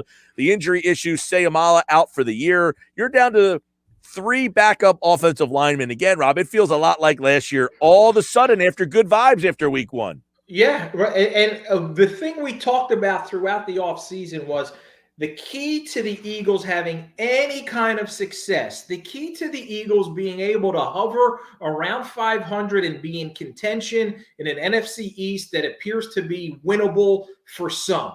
Well, that's going to be the offensive line staying healthy and performing up to their past standards as far as Lane Johnson and Brandon Brooks being Pro Bowl type guys, Jason Kelsey continuing to do that. And now Brooks goes down. Mailata gets hurt in practice. Seimalu's out for the year. Landon Dickerson, as a rookie, looks like he's overmatched right now. It's understandable. He's a rookie. It's his first career start. It was Monday Night Football. But this offensive line's already 3/5 of the offensive line is down, and that doesn't sit well and doesn't bode well for the Eagles. And if Nick Sirianni's game plan is going to have Jalen Hurts sitting in the pocket, I mean, this is last year, Mike, all over again. Everybody's hurt up front. And what did Doug do? Carson drop back, stay in the pocket, and get beat up. And now Jalen, it's happening to him again, and that's got to change. And I hope that Nick Sirianni can adjust his game plan week to week. We heard all the talk about cater to the strengths of my players. I'm not seeing it right now. I'm not. Nope, I agree. Rob Maaddi, you mentioned in a tweet, Jalen Hurts has started 7 games. Week 1 didn't convince me he's the answer. Week 3 wouldn't convince you that he's not the answer. How long of a leash does he get? I mean, if this team's 0-6, do they just say, you got the season? How long of it do they go with this? I think you got to play it out, Mike, because, I look at week 1. I look at a couple of the games last year. I see the talent. I see flashes of the potential. I see a guy who we know all about the intangibles again. And then yesterday says all the right things after the game, right? He puts it all on him. It's my responsibility. Did he say all the right things? Well, when you take a deuce, you don't look at it, you flush it. I mean, come on, jeez. Except for that part. But when you're putting the blame on yourself, you want to see that. But at some point, I don't care what guys say. Right? Rent is due. It won't pay this week. They ain't paying no rent this week, Jalen. So you got to go out there. But hey, and produce. But if the offensive line's decimated, if the coaching staff isn't putting him in a position to succeed, if wide receivers who you draft number 10 and first round previous year aren't getting open, that's not going to help the young quarterback develop. It's not going to help him succeed. So I'm at a point where, to me, this season is nothing more than finding out about Jalen Hurts. So you play them. I don't care if they're 2-18 or whatever. They do the math, 2-15. It doesn't matter. You have to find out about Jalen Hurts because Joe Flacco is a backup veteran guy and he's on a 1-year deal. And I know people might get excited about Minshew mania. I don't think if Gardner Minshew can't become the quarterback of the Jacksonville Jaguars, he's not going to be the future quarterback of the Philadelphia Eagles. To me, he's a backup and a very serviceable one, and that's all he is. So you got to find out about Jalen. You got to give him more time. And you got to put him in a position to where he can utilize his skills and his talents and succeed. And right now, that ain't happened in the past 2 weeks. Well, you do know if Minshew played half decent, he would be loved here. That guy has the personality that the Philly fans would just love that guy. Yeah, of course. And I'm so over that. Philly fans and the guys that they admire and the guys that they appreciate. You know what I want? I'll take a guy who has no personality and wins. Remember a guy like that? Chase Utley? No personality. Oh, this is, this from you cover all the teams, but Ben Simmons, the fans. Essentially, he doesn't want to be here because he can't stand the fans here. Essentially, I think that's the thing. And you know what? Let me weigh in a little bit on Ben Simmons because I haven't said anything about that. Everybody wanted him gone after the playoff series, right? They hated him. They wanted him gone. So he said, I want to be gone. So now he's the bad guy? I brought it to this yesterday. I said the fans are now essentially they're saying Ben Simmons is weak because he wants to be gone because of the fans. Well, he's saying, I don't want to be here because of you. And now the fans are taking offense to it. Yeah, well, it's like the irony of this is you're now being weak because he doesn't want to play here because of you. Like, why are you offended by this? I'm gonna repeat something that I was told by a beloved Philadelphia sports figure who I'm gonna continue to leave nameless. He called the Philadelphia fan base insecure and sensitive, and times like this, it shows. There's a lot of sensitivity and there's a lot of insecurity, and there are guys who know how to play up to that fan base. Tell them how tough they are. Tell them you're out there and you want to grind, and you know how guys who know how to pander to the Philadelphia fan base are loved. But then the guys who don't tell you what you want to hear, that's what happens. But then I go back to a guy like Chase Utley. He had zero personality, but he was beloved because he ran hard. He did all the right things, and he was he was a great ball player. Right. I mean, Aaron Rowan. We love Aaron Rowan because he ran into the fence. He was a mediocre player. You know who's soft and doesn't like the fans booing at him? Kevin Durant, and I take him on my team. Heck yeah, I would. Yeah. Rob Maaddi's Faith on the Field airs Saturday at 9, Sunday at 6:30. Had Tim Tebow on last week. It's Jalen Hurts coming up this week.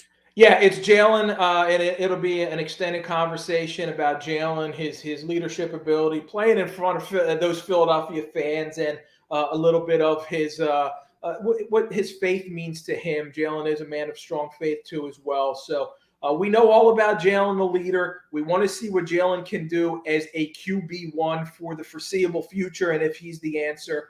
And he's a guy who he says all the right things as far as the rent is due and all those catchy little phrases. But you know what I found in the conversation with him, Mike, is that he's very guarded, man. He's very guarded. Like a lot of times I get in these one-on-ones with guys and they let their guard down. We have some fun. I just was chatting with Travis Kelce again, and he's a fun dude. But Jalen is he's very careful not to say anything that's going to be that's going to anger, annoy, irritate, upset, infuriate anyone. That will air on Saturday at 9. Rob's back on Thursday. We'll look ahead to Eagles and the Chiefs. Old Big Red's back in town. All right, Rob, have a good night, man. Thanks, Mike. Appreciate you. Rob Maaddi, as always, here on the Sports Bash, brought to you by Resorts Casino Hotel in Atlantic City. I'm Mike Gill. We'll wrap up the show coming up next here on the Sports Bash, 97.3 ESPN, the free mobile app.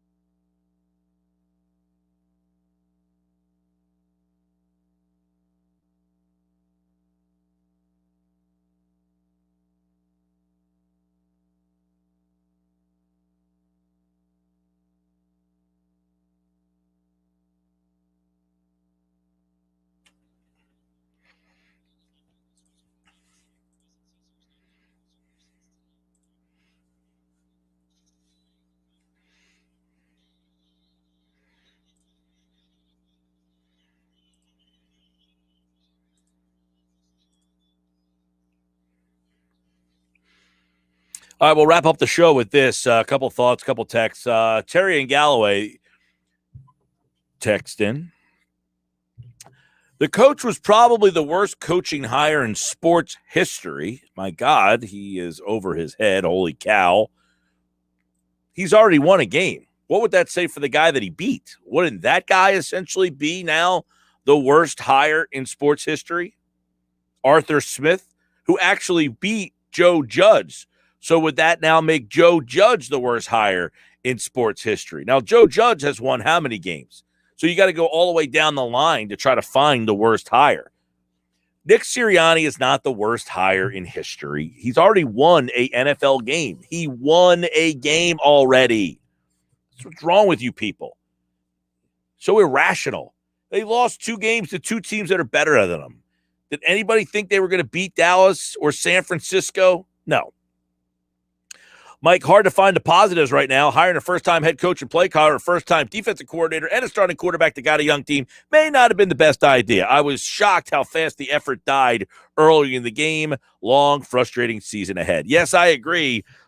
The long, frustrating season ahead. The injuries. I mean, the injuries to the offensive line already starting to pile up. 3 starting offensive linemen could be out for the game on Sunday. We have more tomorrow. Mike McGarry, Jason Fitz, Fine 5, Ugly 5, Jeff Mosher, Jeff Kerr, and you. Go to 973ESPN.com for more on the Eagles and the Sixers and the Phillies and the Flyers who play tonight. We'll have reaction. Kevin Durso on our website, 973ESPN.com. Game night, Chris Franklin joins the show at 6:20.